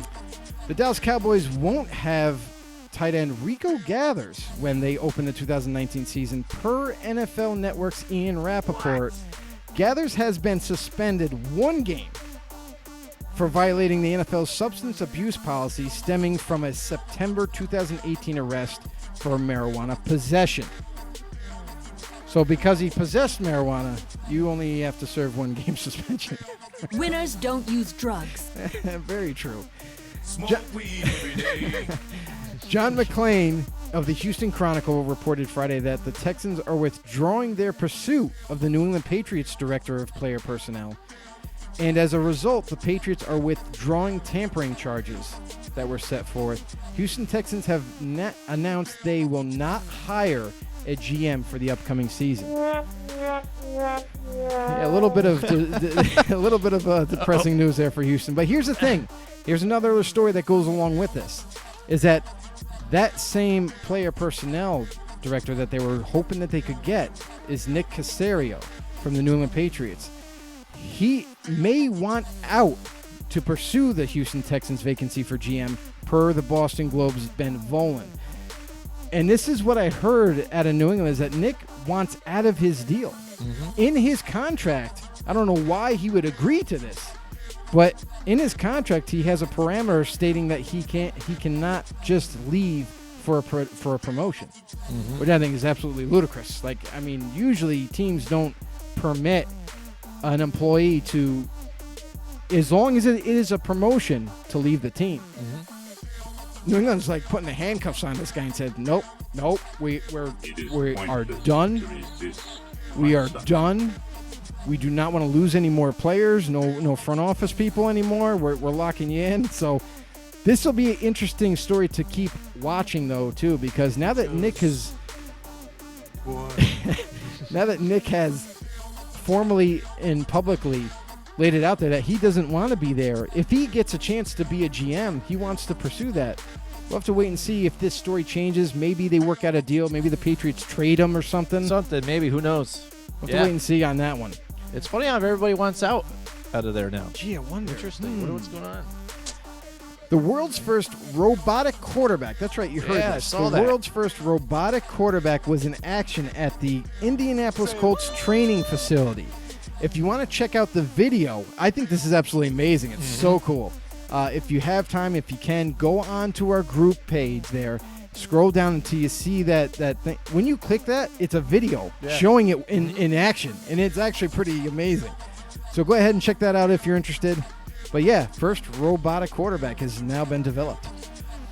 Josh McCown announces NFL retirement after a 17-year career with none other than the Arizona Cardinals, Detroit Lions, Oakland Raiders, Carolina Panthers, Chicago Bears, Tampa Bay Buccaneers, Cleveland Browns, and the New York Jets during his career. McCown will transition into a role as an NFL analyst for none other than ESPN. Yeah. So this guy had a long-term career. I mean, and a lot of people kind of pick on Josh McCown, but he's been a fairly decent quarterback. He's been a backup for most of his career, if not all of it. But when he's given the opportunity, he's done an adequate job and kept some teams afloat for the short term. Kudos to Josh McCown. I find your lack of faith disturbing. Via the Buffalo News, the Bills are seeking a pair of fans. Get this, a pair of fans to get married at halftime of their September 29th game against none other than the Patriots. This could go one of two ways. Either somehow the Bills upset the Patriots and it's great and glorious and it's the best day of the couple's lives, or they're being hammered by the Patriots and they might just not go through with it. That's pretty crazy, right? I mean, why? Why did that promotion to get married during the Patriots? The team's calling it the halftime winning experience of a lifetime for the NFL fan. And that's really what it is. It's the NFL 100th anniversary. This is something that the Buffalo Bills are doing to commemorate the 100th anniversary. Boom, shakalaka. And the winning couple, assuming there are multiple brides who would go along with this, mind you, will have a ceremony on the field with 20 invited guests. So it's actually it's kind of cool. I mean, if you're a football nut like we are, and maybe the woman that you may be marrying, if you're Buffalo fans, that is. I know that narrows down the spectrum a little bit, but if you find that special someone that's into football as well, both Buffalo Bills fans, this could be the thing for you. Ex-Broncos GM and Senior Executive Director Phil Savage is expected to join the personnel staff of the New York Jets GM Joe Douglas. The role is not yet clear, but bearing a snag, an announcement should come this week. Key hire for Douglas and a return to the NFL for Savage, per Ian Rappaport. This is a big deal. Yeah, it is. Phil Savage, he helped run the Senior Bowl, brought in a lot of college talent, was one of the guys that was on the panel for hand-picking some of these college players that were in hopes of getting drafted for the Senior Bowl. And the guy knows talent. So Joe Douglas brings in another big weapon, I think, for this front office. And Jets are on their way, it looks like. Via the Associated Press, league officials are working with college officials regarding potential advances in keeping players as safe as possible. Here's my question to this. If you're keeping the players as safe as possible, don't change the game. College football has been doing just fine for a long period of time, for many years. Mm-hmm. And to me, it almost seems like college football is a little safer than the NFL. Even with all these rule changes that the NFL's made, it still seems like they get a ton of injuries every single year. Yeah. So why mess with a good thing? Hamstrings, or, Yep. And here's the thing. ACLs. For me, I think the NFL should be learning from college football more than the other way around, because in college, if they deem you as spearing somebody or trying to harm someone, it's an automatic ejection. Yep. There's no warnings, no nothing. Done. I already like their overtime rules better than the NFL. There's a lot of things that I like better. Pass defense, pass penalties. Yeah. Pass defense, penalties in college. It's a 15-yard penalty. That's it. Yep. It's not a 30. You don't get the ball where it is. It's just a 15-yard penalty. So, well, we get to see that in full force this year. A little bit. See how it pans out. Yeah, hopefully for the better. Hopefully. Arizona Cardinals DN Robert Nkemdiche was reportedly arrested on charges of speeding and driving on a suspended license, everybody. This guy had a suspended license, knowing it, and was speeding and driving erratically, per ABC 15's Clayton Clapper. What are you doing? He is obviously just does some other maybe he's high. Bad decisions maybe to have a suspended license. You know what I mean? He was doing a little bit of the marijuana. Player, yeah, who knows? I don't know. You never know. So winners don't use drugs. I don't know. Well said. Maybe he was. Maybe, I don't know. The XFL, I thought this was a little interesting. The XFL will have a 9th team of players who will be kept in shape and ready to go when the 8 teams that are in the league need healthy players. Yeah, it's pretty interesting. I mean, it's like a free agent pool that's already ready. But here's the thing: is wouldn't you already have these players available, like in a pool anyway? And it's really a fake team. Yeah. It's like I don't get that either. Too. Like, how do you feel if you're one of those guys? It's like I'm good enough to be your backup guy that's on the line, but I'm not on a team yet. Like, what's up with this? You're holding not on me a team, but I'm on a team that's imaginary. Yeah, I'm on a practice squad. We don't ever play games. For anybody. We don't ever play games. But guess what? I'll see you 5 days a week in practice in pads. and that's what happens. I don't know. Sure, though. It might work. Who knows? We'll see what happens. You never know. That's true. XFL. But it is interesting. Mm-hmm. They're taking a little bit of different angles here. Let's see if it pays off. They gotta be different. It is their second chance, Yes. by the way. The story of a beer truck driver turned record-setting return specialist could get the Hollywood treatment, everybody. A movie may be in the making for former Saint return specialist Michael Lewis. Lewis didn't go to college, opting instead to drive a beer truck.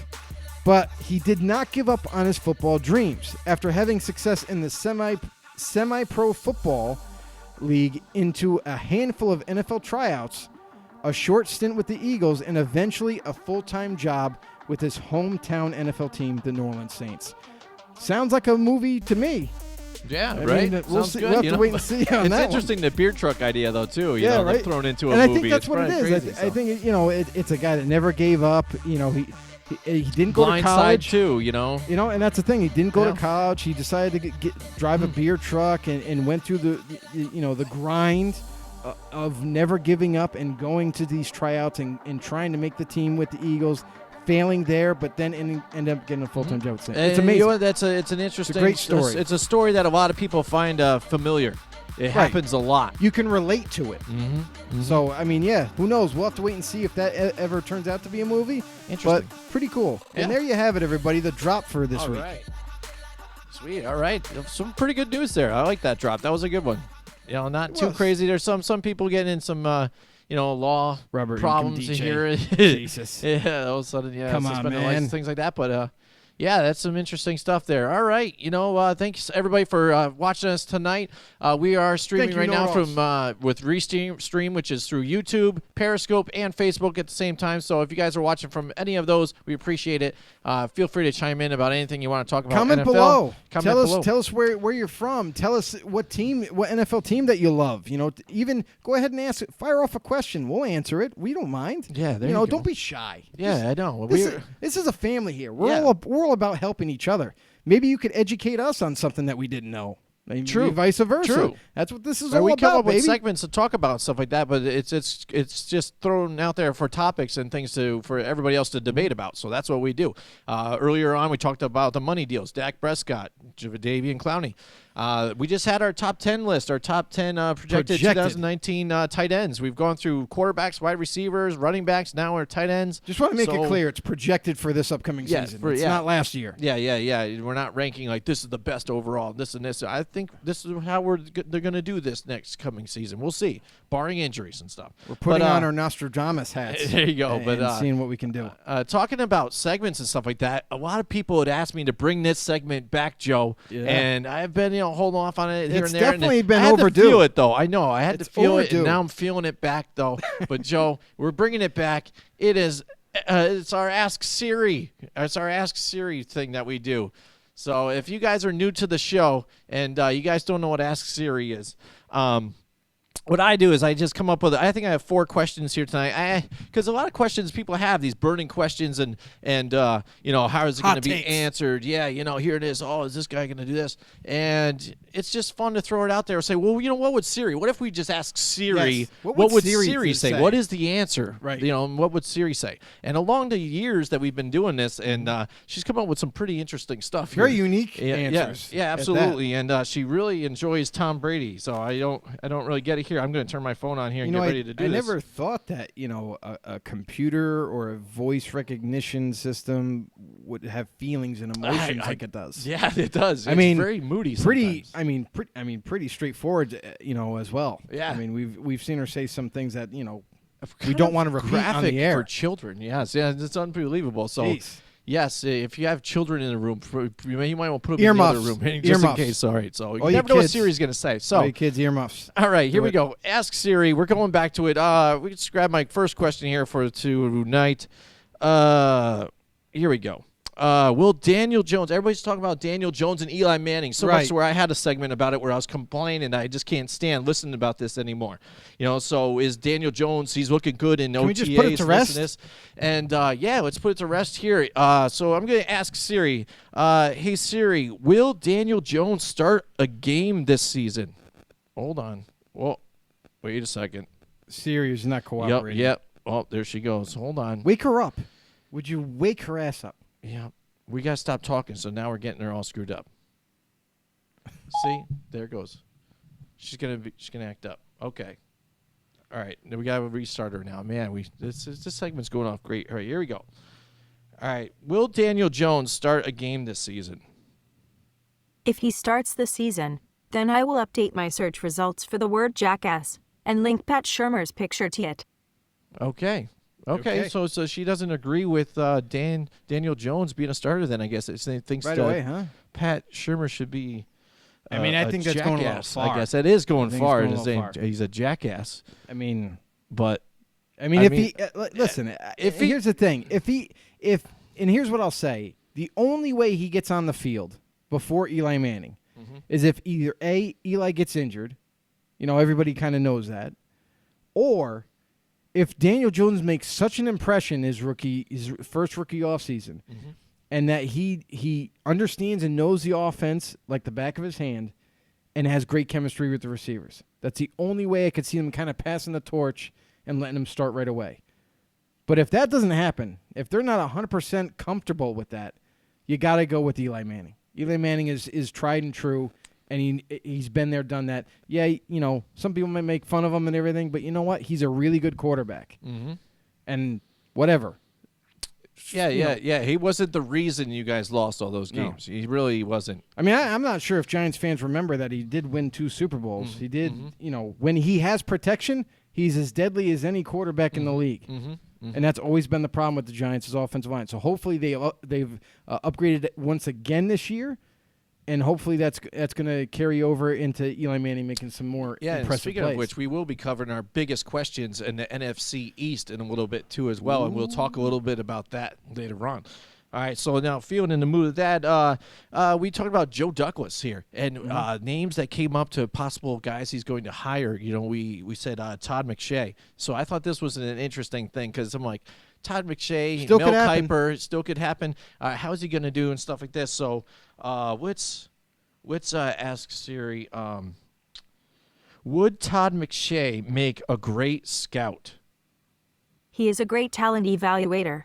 Although his mock drafts are less accurate than the local weatherman's 7-day forecast. Wow.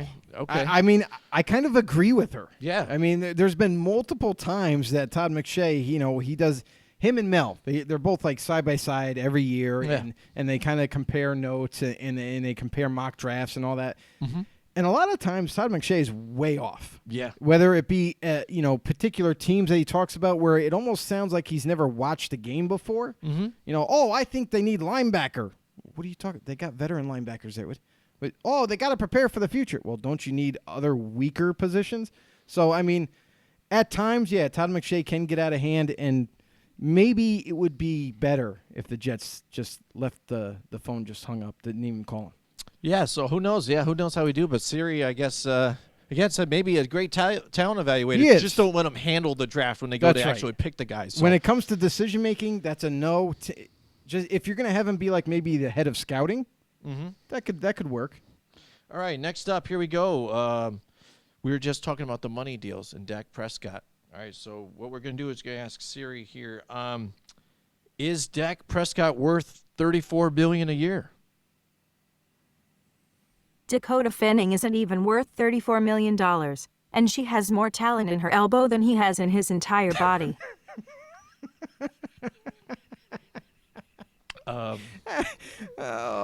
We went to the acting route on that one. Yeah. She just took Dak to Dakota, and his name is Dakota, Rain Dakota. She said Dakota Fanning isn't even worth $34 million, and she has more talent. Wow. I could see it. She's been acting for a very long time. Right, so her I can whole see life. That. Yes, yeah. That didn't really answer our question. Man, but, that was a blow, though. But she did, yeah. I guess she is not a Dak Prescott fan. I guess maybe I she don't think agrees she's a fan of anything. I don't know, except for Tom Brady, though. I don't get it. I don't know what her deal is. But, so I guess she says no. Then no deal. He's not worth the $34 million. So, all right. Well, anyway, sorry. We'll move to my. In a sense, she agrees with us. Yeah, I think so. I think so. We're on we the were same, a little nicer about it. Yeah, I think though. we're on the right path here. All right, so I'm going to do my last question here for Siri, and then maybe she'll be in a better mood next time. All right, so Siri, Can Matt LaFleur and Aaron Rodgers compromise this season? This relationship reminds me a lot of Aaron's girlfriend's career.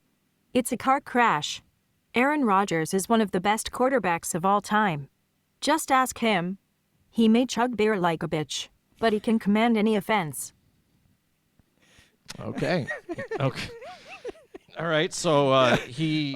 Oh man, Siri. There's a lot of. There's a lot to this one. Yeah, it's a lot to this, all right. And it's funny because Aaron Rodgers even said as much, like he goes, I may not chug as good a beer as any other quarterback. However, I'm just better than everybody else. Yeah. Better than everybody else at other things, like sports. And then he said, we'll see you shoot whiskey or whatever, or bourbon. Right. Yeah. Although I do have to question Patrick Mahomes when he chugged. Yeah. He didn't chug a pint. No. He chugged a beer in a can. Yeah. And who knows how much was in it? We don't know. Well, you don't even know if he finished. Yeah. And all he did, he just went dramatically like this. Because with a can, you can do that. Yeah. There's only a hole that you drink out of. Yep. So to this day, like, was the can full? Was it half full and he just drank it? Was a can full or is it half empty? I mean, I'm sorry, but Patty, I mean, you got to do us a favor. Chug a pint next time when you're on video. Yeah, so she goes and says that this relationship is starting off, and it reminds her of Danica Patrick's career, a car crash. I mean, that's pretty brutal, too. She's pulling no stops. She has not skipped a beat since last time we talked to Siri. It might be that time of month. I don't know. But so then she thinks that Aaron Rodgers still can make it work. So who knows? Maybe they'll compromise this season. But that's our Ask Siri segment again. We brought it back again. It's back, so maybe this season too, will you bring it out a little more? You know, it just started right now. What? This is like wildfire that you're playing with. Because now, everybody's been asking for Ask Siri. So now we're going to do segment it all the time. So now it's got to be a thing, I think. Yeah, I guess so. Who knows? I don't know. Don't make the know-it-alls out there angry. Yes. Well, I try not to. So they want what they want. Yeah, we do. All right, so we're moving on to our last segment here for the night. It is the NFC East's biggest questions. Spin out of there. There it is. Yeah, so wait for it. Every time I got to do it. I love it when it does that. All right.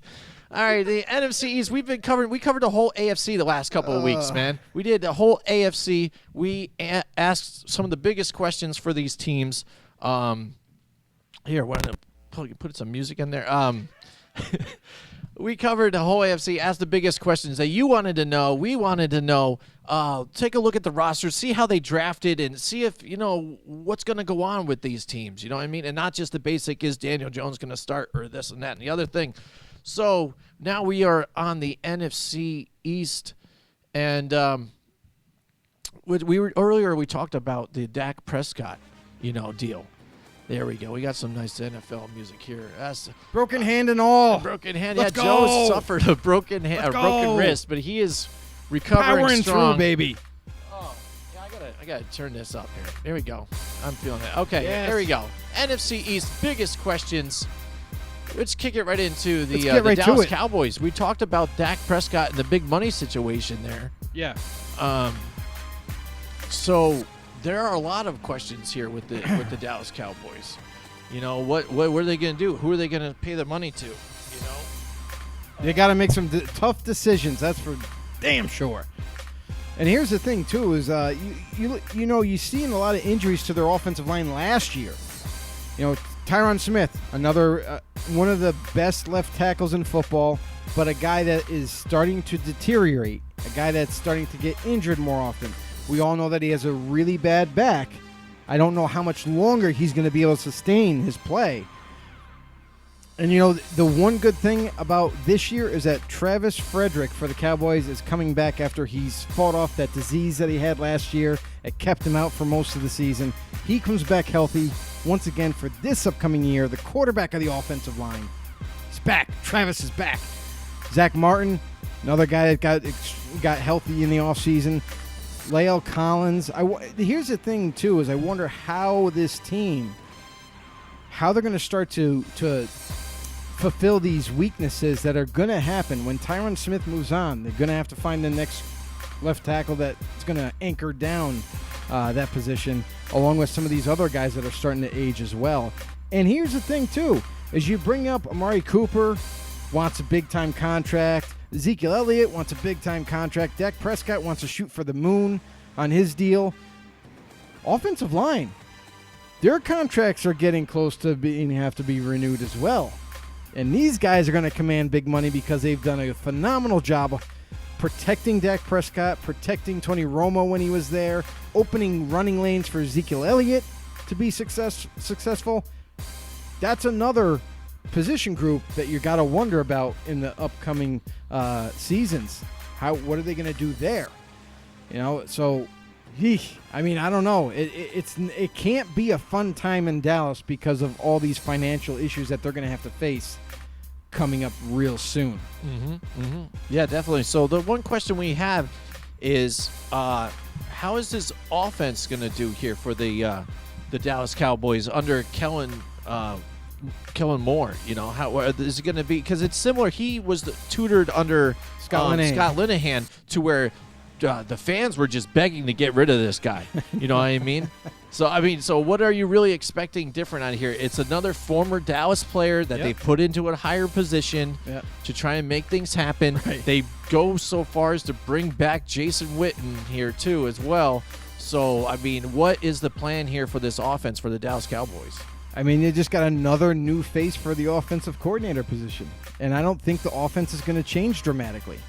I think listen, he was tutored under Scott Linehan. The guy that they kind of really wanted out in Dallas, they finally got him out. But now you have a guy that's just a fresh face, a younger face that's going to come in there and basically run the same kind of offense that they've always had. And I think it is limited because of Dak Prescott. You can't go ahead and dramatically change the offense because this is what works for him. They run the ball heavily. They do RPOs off of that. They do play action off of it, and that's what fits Dak Prescott's game to a T. So I don't think that there's not gonna be much change. There might be a few wrinkle plays in there that they change up a little bit, but overall, I don't think much changes for this offense going forward. Yeah, last year they're 10th in rushing, which is great. They've got Zeke Elliott there, and we understand that. But they're also 22nd in points, 23rd in passing last year as well, too. So not looking so good on Dak Prescott's end, And they did acquire Amari Cooper, through there. They have Randall Cobb now, who some people are expecting to be this lightning in a bottle, somehow surprise player. I don't exactly see it. Dallas Cowboys fans, they're excited. Maybe you can kind of get a little bit of what Randall Cobb used to be. That's all you can really hope for. I don't think you're going to get much. But I really like Michael Gallup. I think Michael Gallup is going to take another step forward. I think he's going to be even better of a receiver now, having another offseason under his belt. And I think he's going to make the breakout. He's going to have the breakout season for the Cowboys. I don't think it's going to be – I think Amari Cooper's going to play. Obviously, he's going to play a hand in it. But I think Gallup is going to be even better of a receiver than he was last year. And he started to really catch on as the season progressed. Gallup is the one that I think you should watch out for. There you go. So that's what we have for our Dallas Cowboys. The biggest questions. So we'll see what happens moving forward. Hopefully, even I didn't want to ask about the defense, but it looks like they all have pretty much the same similar guys moving on. You did re-sign DeMarcus Lawrence. Now you've got him all set up. Yeah.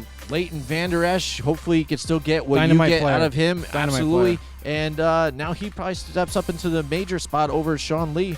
And maybe Sean Lee ends up being a piece where you might want to try and move or whatever, if you could. Yeah, and that's the thing, too. It's tough because Sean Lee is heavily injured all the time, and he's at that age now where there's not a high market value. So even if you could move him, it's probably just for a 7th-round pick. Is it worth it? Maybe to dump salary. But that's pretty much all it is. All right, moving next on to the New York Giants, the team that a lot of people always want to talk about and all this other nonsense. We're not going to ask the Daniel question anymore because Siri just answered irrelevant. it, so it doesn't matter anymore. So some of the questions we wanted to look at is now with the loss of OBJ, what will the receiving core look like? Now you don't have him. You have Evan Ingram there, who's the tight end. You have Golden Tate there. Now Sterling Shepard's still there. That's your main starters. But underneath all that, is Corey Coleman going to step up here? We've seen him make some plays last year when he had his opportunities. Cody Latimer showed some signs last year too as well. But they also drafted Slayton, and he's moving up, and he looks really good in OTAs right now. Darius Slayton, he's really impressing people in mini camps. We'll see what happens when actual training camp starts, if he continues in that pattern, if he maybe bumps a spot. He was a late pick for the Giants in this draft. We'll see what happens there on the offense. Here's the thing with Darius Slayton, everybody looks good in OTAs. Yeah. Everybody. I mean, because there's no competition. There's no defender that's trying to defend you that's on an opposing team. You know, everything is light. No, there's no real contact. I think the real determination is preseason games. That's when you're going to start to see how special each player is. Darius Slayton's going to have to ball out tremendously to get a starting role. Corey Coleman's now coming in for a second year, and I think Corey Coleman is not only – he was seen as one of those prolific, high-powered type of receivers that you couldn't really stay with. He makes a lot of explosive plays. I think Corey Coleman, as long as he stays healthy, I think he's going to be the key. He's going to be the answer in the slot for the Giants. And I think the Giants have invested a lot in Corey. And so far, he's staying healthy. Let's wait and see if he's going to give back to the Giants this season. Joe, we have a Mike Tackett sighting. We have a sighting? There we go. Mike, what's going on? Know it all. There we go. Another great Wednesday, fellas, especially when one of especially when one is off on Friday. Oh, wow. Nice. Excellent. 3-day weekend. Awesome. All right. Here we go, Mike. Here we go. Congratulations. We all love football, so with no NFL or college ball currently on, or options aren't the best, but we have week 2 of the CFL kicking off tomorrow night. That's it. Canadian Football League. Yes. Yeah, and let's not forget about football being played overseas. The European Championship will be played next Saturday between the number 3 Vienna Vikings and the number 2, was that St. Gerald Raiders? Both from Austria. Wow, fun fact. Both teams are sister teams to their respective NFL franchise. Football is always being played somewhere. Man, I love this game. Check that out. He's dropping some knowledge on here, too. Let you know that there's other leagues going on. And there's other countries that are excited about American football, too. It's not just, people think. Yeah, it's not just played here. Football is not just here. We're trying to move it on to England, Worldwide. London, and that's what we're doing. There's going to be a game played in Winnipeg this year. And so it's all around, and it's all going on. And you just have to find the right spots to look for the right spots to find this going on. And there's a couple things out there, some streaming apps and stuff like that do have this available, and it's going to be having this available in the spring. I think our very own Mike Tackett might have something to do with that. Yes, Mike that's Tackett, right. why don't you go ahead and let us know what your app is, so we can tell all our know-it-alls on here where to find you. Yeah, absolutely, because again, you love football no matter where it is, and even with the fall of the AAFL last year, there was some great moments in those games and some great football being played. Exciting. And it was an exciting time, and unfortunately, just the money wasn't controlled the right way, or the investors were poor investors. They grabbed money from just terrible guys that promised the world, and it never panned out, offering money that they didn't have, that wasn't truly theirs. But yeah, Mike Tackett throwing stuff out there. There's other football out there. Come check it out. Check out his app when he throws it out there. I don't know if it's going to be available right yet, but I know in the fall it's going to be available coming up soon. So kudos to him and anybody else from other countries too that love football, and they love those teams that don't get to see any of it. Right. So definitely they're throwing it out there. So all right, let's get back to the New York Giants here. We were just talking about the receiving core and the biggest questions we had about them. Corey Coleman, this is the time he's got to show up here. He did have a stint in Cleveland and stuff, and didn't really work out. Yup, and then so now I thought it was a great spot when the Giants signed him, and he would move up. He was now a Patriot too for a small time. Yep. So let's see what the receiving core looks like this year and that offense. But now on the defensive side, what is the plan for the defense? Because everybody kept saying in the draft, McShay and Kuiper and stuff, they got to get an edge rusher. Now that you've moved on from Olivier Vernon, and he didn't work out so well, they got to get somebody to replace him. They got to move it in. And they go and they draft Dexter Lawrence with the 17th overall pick. So he went with Daniel Jones with 4th overall, then Dexter Lawrence. It's not an edge rusher. When there's some availability there, some big guys, and then they on the late into the first round, they get back in it and get DeAndre Baker now. So now they get a corner, and then further on in their picks, they get some more corners for more depth. So to me, if you look at their personnel here, they move B.J. Hill over to the other end spot out of the D tackle spot, and they kind of more resemble a run-stopping type of team. Like they geared to play the division that they're in. Because the one thing that they have in this division, who do you have? You have Zeke Elliott running the ball. All right, you have their own guy, Saquon Barkley. Adrian Peterson, who put up a lot of yards last year, but then even if he doesn't pan out, the running back by committee that Washington has out there. And now Jordan Howard's in there. So it seems like to me they're maybe trying to gear to stop the run a bit and then let these other quarterbacks, because if you list the quarterbacks that they have in this division as well, Dak Prescott, they're saying, all right, you got to beat us now in the back end here. You got to beat us now. Now it's got to be Case Keenum or whatchamacallit to beat them for the Redskins, or Carson Wentz has got to stay healthy, and Carson Wentz has got to beat us in the back end. So that's what it seems like to me that they might be trying to do with the defense here, and then have the linebackers sort out the rest and maybe get some pass rush here. Here's the thing. It's no secret that every team does that. They try to game plan against the other team's roster every single year, every single division, every single team. What the Giants were doing is they were filling holes in the defense. They did grab Dexter Lawrence, which they really didn't have a nose tackle, to be honest, on this roster. So they grabbed one of the best nose tackles / D tackles there was in this draft. Dexter Lawrence is a monster of a human being. He's going to disrupt and freaking wreak havoc in the backfield. This is a brand new defensive scheme. They only had 1 full year of this scheme that they have been teaching over and over. Now comes the second year of this scheme. They're adding players that fit the defensive scheme. You look at their team right now. Delvin Tomlinson, B.J. Hill, they were trying to fulfill that nose tackle. They are not nose tackle type body types. They are 3-4 defensive end body types, which now B.J. Hill and Delvin Tomlinson go up to the outsides where they should have been all along. They are going to progress well. This defensive line now, this 3-4 defensive line looks pretty stout at this moment. And you look at their linebackers, what they've managed to do with this. They drafted Lorenzo Carter, starting to come into his own after his rookie year, really playing well. Alec Ogletree, in a trade from the Rams, was a very, very good get for the Giants last year. Very productive, was a captain, and did a phenomenal job. Now he's coming back for another year in this defense to make him more comfortable. B.J. Goodson is another good player that doesn't really get talked about with the Giants. And they picked up a free agent in Marcus Golden. Now, Marcus Golden, when he was healthy, he's coming back from an injury. When he was healthy with the Arizona Cardinals, he was getting double-digit sacks off the edge. So what the Giants have done here is they've really kind of brought the front seven together. And they've made right now on paper, they look like a really good front seven defense. And then what they do in the draft, they used all those draft picks. They moved back up into the first round and got DeAndre Baker. Hopefully will become one of their starting corners. Opposite maybe Jack Rabbit. He's still under his current deal. And they also, this is one of my favorite corners, is from Notre Dame, Julian Love.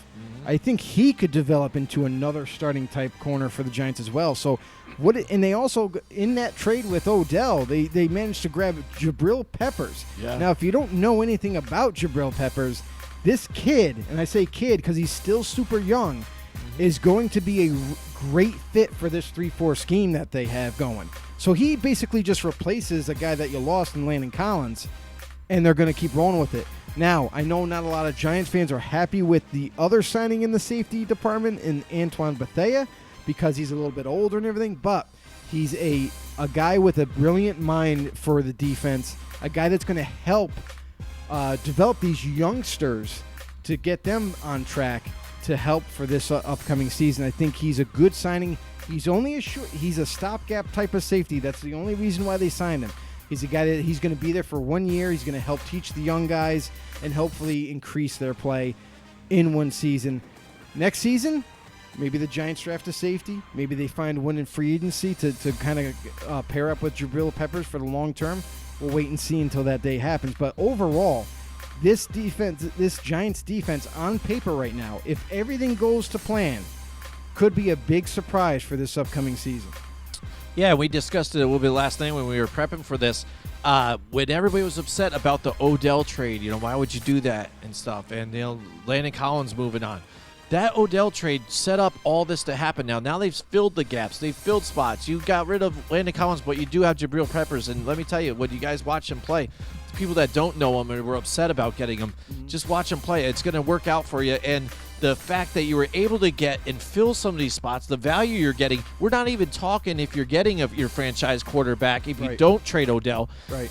If you happen to get even, somebody like Dexter Lawrence, or even being able to trade back in and get into the get 3 picks in the first round. Right. You weren't doing that before, so you could still have Odell Beckham Jr. and still have problems on the defense still as well, and not even get the offensive line me and Jim were talking about this, and I was telling Jim too, just like he's kind of alluding to, is that if you don't trade Odell, this upcoming draft, it's going to take 10 times longer to build this team, because if you keep Odell, not only is salary cap, you're going to be handcuffed with the amount of salary you're paying Odell, but also he's one player. You managed to cash in one great, now don't get me wrong, he is a great receiver. You managed to cash in one great receiver for the signing of Golden Tate. I understand he's 31 years old, but he's still a really good receiver. He's going to get open, and he's going to make plays. That's what you need out of your receivers. So you get a replacement for Odell in signing him, freeing up some cash flow. You also get a starting caliber young safety in Jabril Peppers, and what they did with the draft picks. They were managed to possibly grab their franchise quarterback on top of other positions, grab a legitimate nose tackle, grab another corner, and Julian Love, I'm telling you right now, if he really develops quickly like everyone's expecting him to, that kid is going to be special. So watch out for Julian Love. And this team, now you think about that, they just upgraded 5-6 positions after trading one guy. Mm-hmm. So this might have escalated this Giants team to be even better for this season, rather than it's going to be a slow process. Maybe 3-4 years down the road, they'll be good. Yeah. Some people are still seeing them be like a 4-12 team, and I don't see that happening, especially with the way this their schedule looks. I mean, they could easily go 500 again, in this one. So we'll see where it happens. Sometimes in the NFC East, as well as anybody, 500 could be enough to win the division. You never know, especially because you got questions in Washington. You have questions, with health, possibly with the Eagles, and what might happen with Dallas. You never know. Will they be able to make it through it and then take the division again? We've talked about it multiple occasions. The Dallas Cowboys, how do you beat them? Stop Zeke. Yep, and the Giants have done it before when they were really horrible. Yeah, twice. And again, like you said, you can't tie yourself to one elite receiver. Look at what the Patriots done. Yes, Julian Edelman is a great wide receiver, but he had also just got a contract, renewal and paid. And he got paid what he wanted to, or good enough, not breaking the bank, and knowing that he is still an important piece of that team, and they found him. So there are guys out there to find and pay him what, that's comparable for the team, so that everybody has the same goal of winning a championship. And that's the thing, too, is I don't understand why a lot of these players out there that are trying to go for the gold mine, they're trying to go for all out for the top money. You're hurting your team in a sense, too. The higher contract that you get, the less money the team has to spend on free agents for the upcoming season. Just saying, you could make your team better, like the Patriots do, year in and year out. Everybody wants to copy the Patriots. I still don't see it happening. I don't know why they don't. All right, so I'm moving on now with the Eagles. One of the questions I have here, I guess, for this Eagles team, there's not really a whole lot going on. But can the Eagles reclaim the NFC East throne after being there just, a Super Bowl away from winning? Now, they have the problems at quarterback last year. They're not able to repeat and get it done. They almost did. They had that resurgence late last year with Nick Foles. Yeah, Again, very late. Looked like the magic was going to happen again. There was a lot of boo birds in Philadelphia early on with Nick Foles. He wasn't doing it as absolutely well. there. So. Yeah. And then, but that late surgeons, now they don't even have him as an insurance policy. They go all in with Carson Wentz, give him the new deal. They do the trade for Jordan Howard now, and I talked about this with Joe last night. Maybe one of the questions could even be, is this going to be the end of Jordan Howard's career? Are they going to ruin another running back the way they do? Because this is where running backs die. It doesn't fit right. And Joe had said they're always looking for that one key guy, that one guy to go to. And Jordan Howard's got to be that guy, but you also have Wendell Smallwood here and there. They're gonna throw spots in. All I'm saying is you're going to see a Clemens. lot of those guys cut. That's really what's going to happen. Well, we'll see. But they've always lived by at least 2 or 3. I'd say they keep 3 of them together and utilize them all on the roster. That's normal, though. Yeah, I understand. But that's what I'm saying. They're not going to keep as many running backs. That's what they have there. Yeah, they have like 6 or 7. Right? Because I'm telling you, it's going to be a big competition for the 3rd spot. Miles Sanders, who they just drafted out of Penn State, a lot of people are very high on him and think that he could be the next big time back coming out of Penn State. Not Saquon Barkley, level, but they think he could be definitely a starter in this league. But that 3rd spot where Corey Clement right now is seated is going to be a hot one. You're going to have a lot of guys competing for that, like Wendell Smallwood, Donnell Pumphrey, Josh Adams. These guys are really going to be chomping at the bit, so it's going to be made the best 3rd string running back win. So. And they bring home Deshaun Jackson comes back. To the nest. Old man Deshaun. I mean? Deshaun comes back, maybe he's happy now he's got Wentz. We'll maybe throw him the ball because he wasn't getting it from Watson down there in Tampa. In Tampa. And on defense, if you look at the defensive spot, they added Malik Jackson and they got Zach Brown there from the Redskins. So they do lose Michael Bennett and stuff like that, but they bring these guys in, so their defense looks just as good as they could be here to make another push. So I don't think last year, even too, the Dallas Cowboys were that much more impressive to take the division. It was within a game or half a game again, too, with the Eagles. So to say that they can possibly go back and reclaim the throne for the NFC East, they could possibly do it. You don't know. This division is like that. It's tight enough that any given Sunday, they still have a winning roster. Can do it. So in the end, they still have a winning roster. They replaced Michael Hicks and brought in Zach Brown to replace him. Zach Brown is super fast, by the way. He's no slouch. He runs a 4.40, much like some receivers, and he's playing linebacker. Yeah, he'll pop you. So he's a great addition to this team. I'm sorry, I love this guy, Rodney McLeod, the safety from Philly. He is a Pro Bowl type of safety, and you pair him up with Malcolm Jenkins. Now, here's the thing: Malcolm Jenkins wants more money. He's getting towards the later part of his career. Yeah. Now all of a sudden he's like, I want one less contract. Give it to me. I don't know. I mean, this is a tough decision because as good as he's been, and he's still playing at a high level, do you give a guy a raise this late into his tenure, as a football player? Yeah. It's tough. Or do you just go ahead and give, now remember, they did sign Andrew Sandeo, who played for the Vikings, was a starter for the Vikings at safety. I wonder if this signing was insurance, so in case Malcolm Jenkins is upset to the point where maybe they can't get a deal done, or maybe they don't want to do a deal, they can move on from him and replace him with Andrew. That we'll have to keep a close eye on.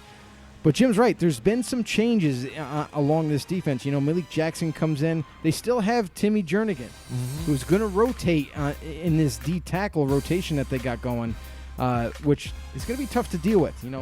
Michael Bennett, we know that he's aging. The Eagles, great opportunity to trade him. Yeah. The Patriots were interested. They're like, let's just do it, get it done. They get rid of his salary and get rid of a player that was kind of mixing it up in the locker room. There was some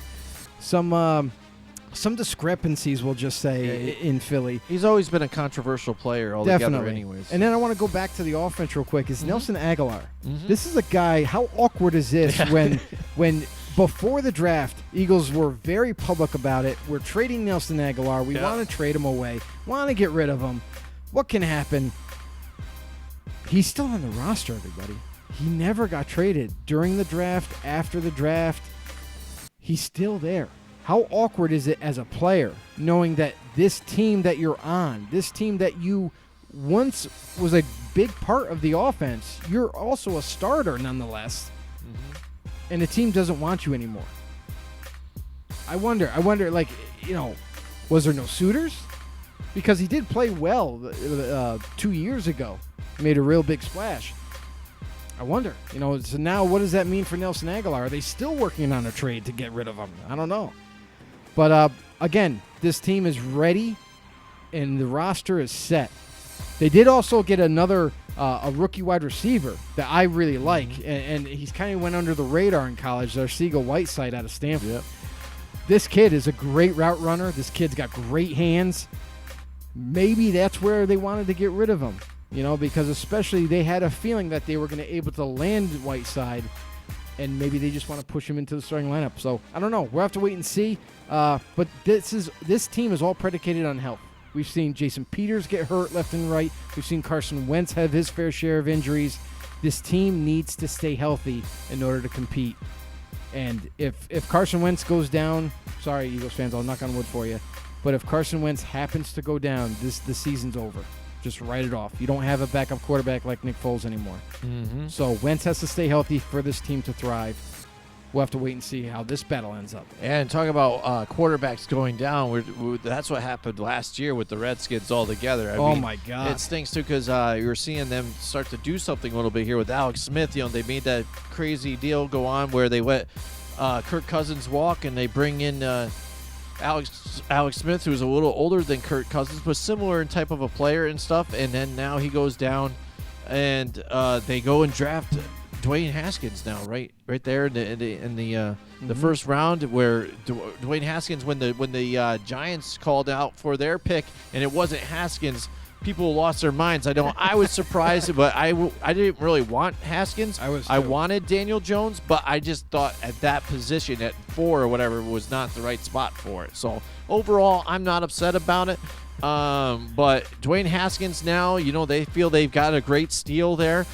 Case Keenum now too. There you just get signed there. You think you're going to be the starter now. You just move on from the Broncos. You're there now with the Redskins.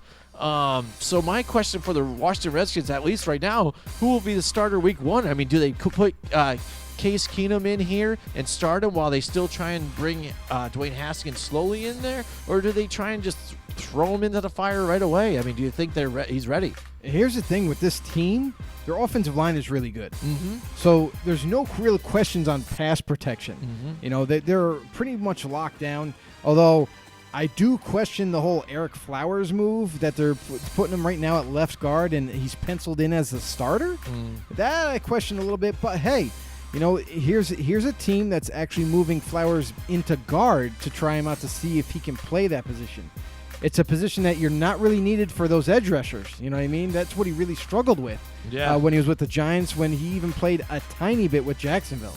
Struggled with those outside rushers. Now, here's a Redskin saying, you know what? You're a big guy. You're still young. You're strong. Let's see if you can play the guard position. So maybe it'll work out for them. We'll have to wait and watch that real close. But overall, this offensive line is really strong. Really, really strong up front. They got a lot of veterans. They got a lot of guys that know how to pass protect. They keep their quarterbacks upright for the most part. They open up huge running lanes for Adrian Peterson and company. Darius Guice is coming back from a major injury. He's a guy that they used a first-round pick on. Thought he was going to be the featured back. It's a little intriguing because it seems like they just always add running back talent every single year. Samaj P. is coming back. Yep. Chris Thompson, who we saw huge highlight reels on last year when he was healthy. I mean, how are you going to divvy up the balls? But anyway, going back to Dwayne Haskins and Case Keenum. Case Keenum, he is what he is. Everybody knows that he's a career backup.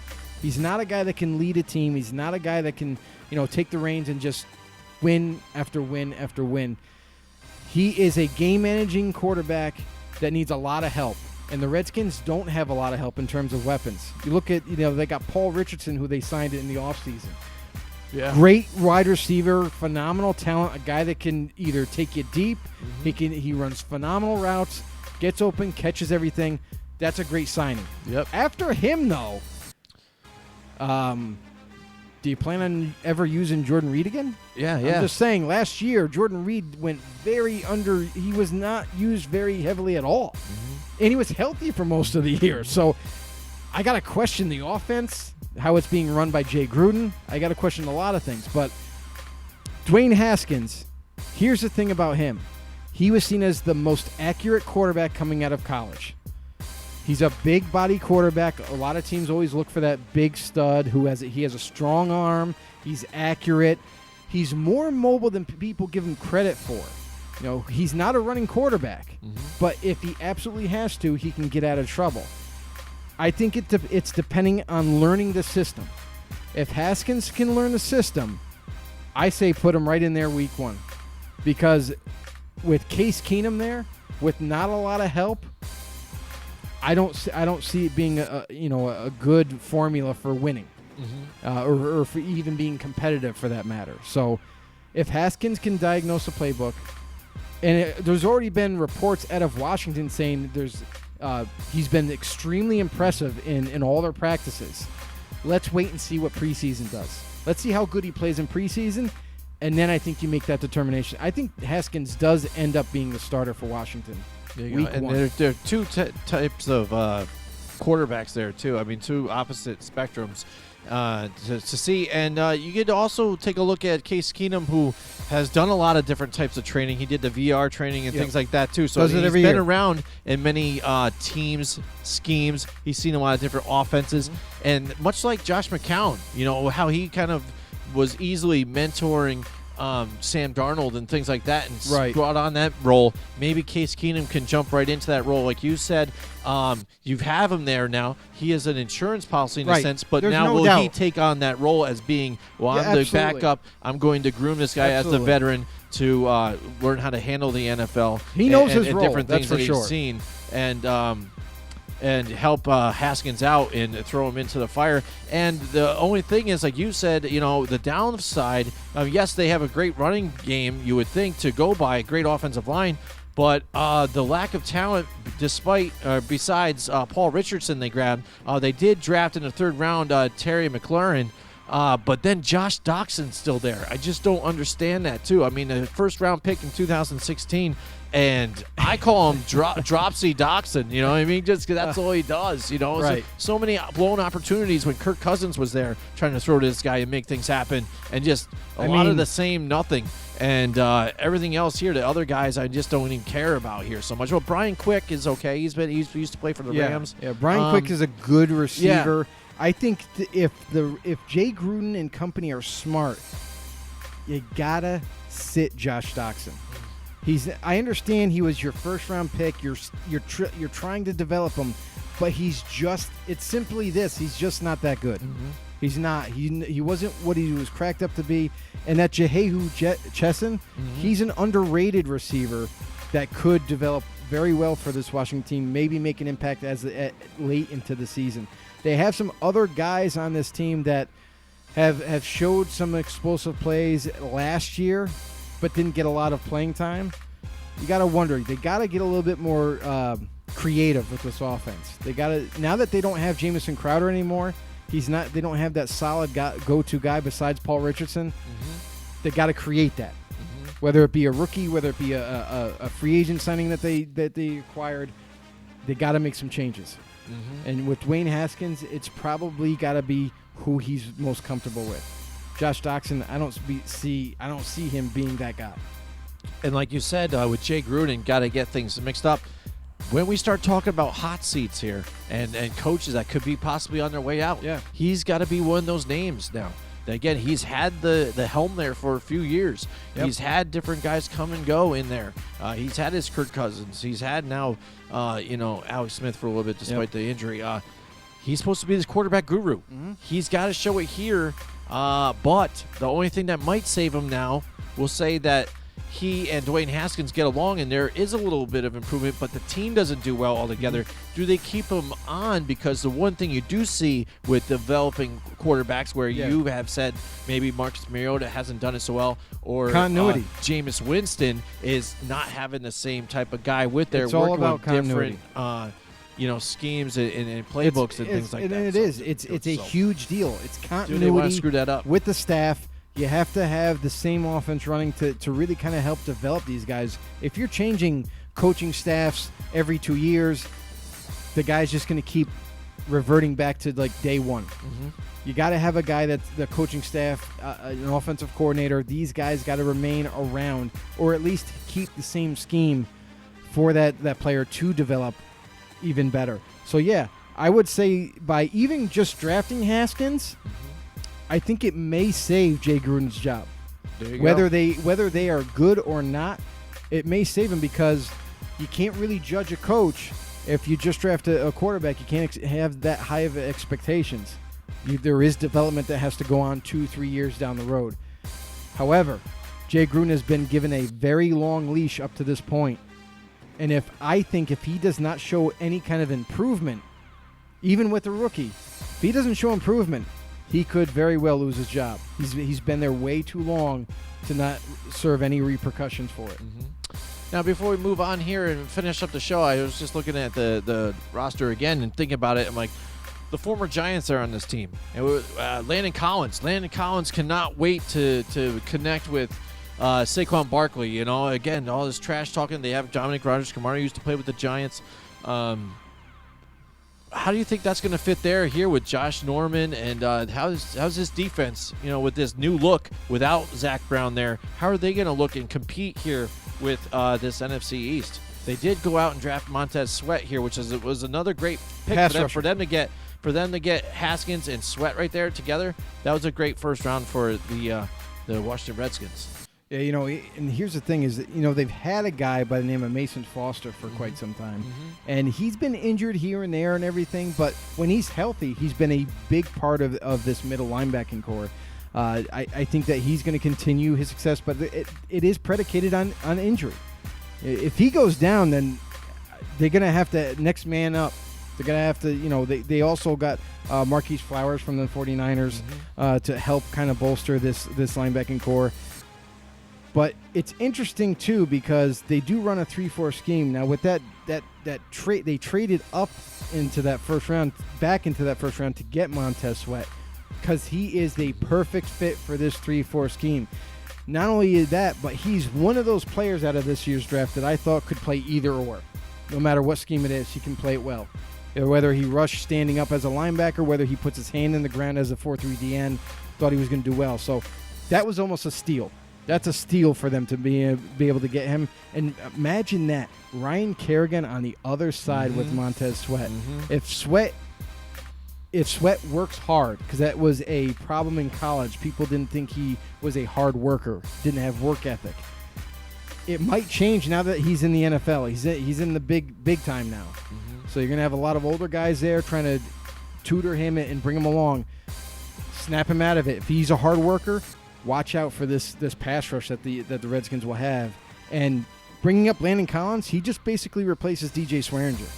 Landon Collins is a very good safety, but is he worth the money? I don't think any safety was worth the money that he got. Yeah. I mean, that was absolutely ridiculous how much he was paid.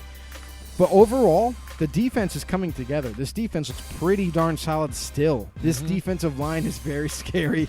When you got Deron Payne and you got Jonathan Allen together, watch out, bad things happen. And Matt Ioannidis, who is very nice.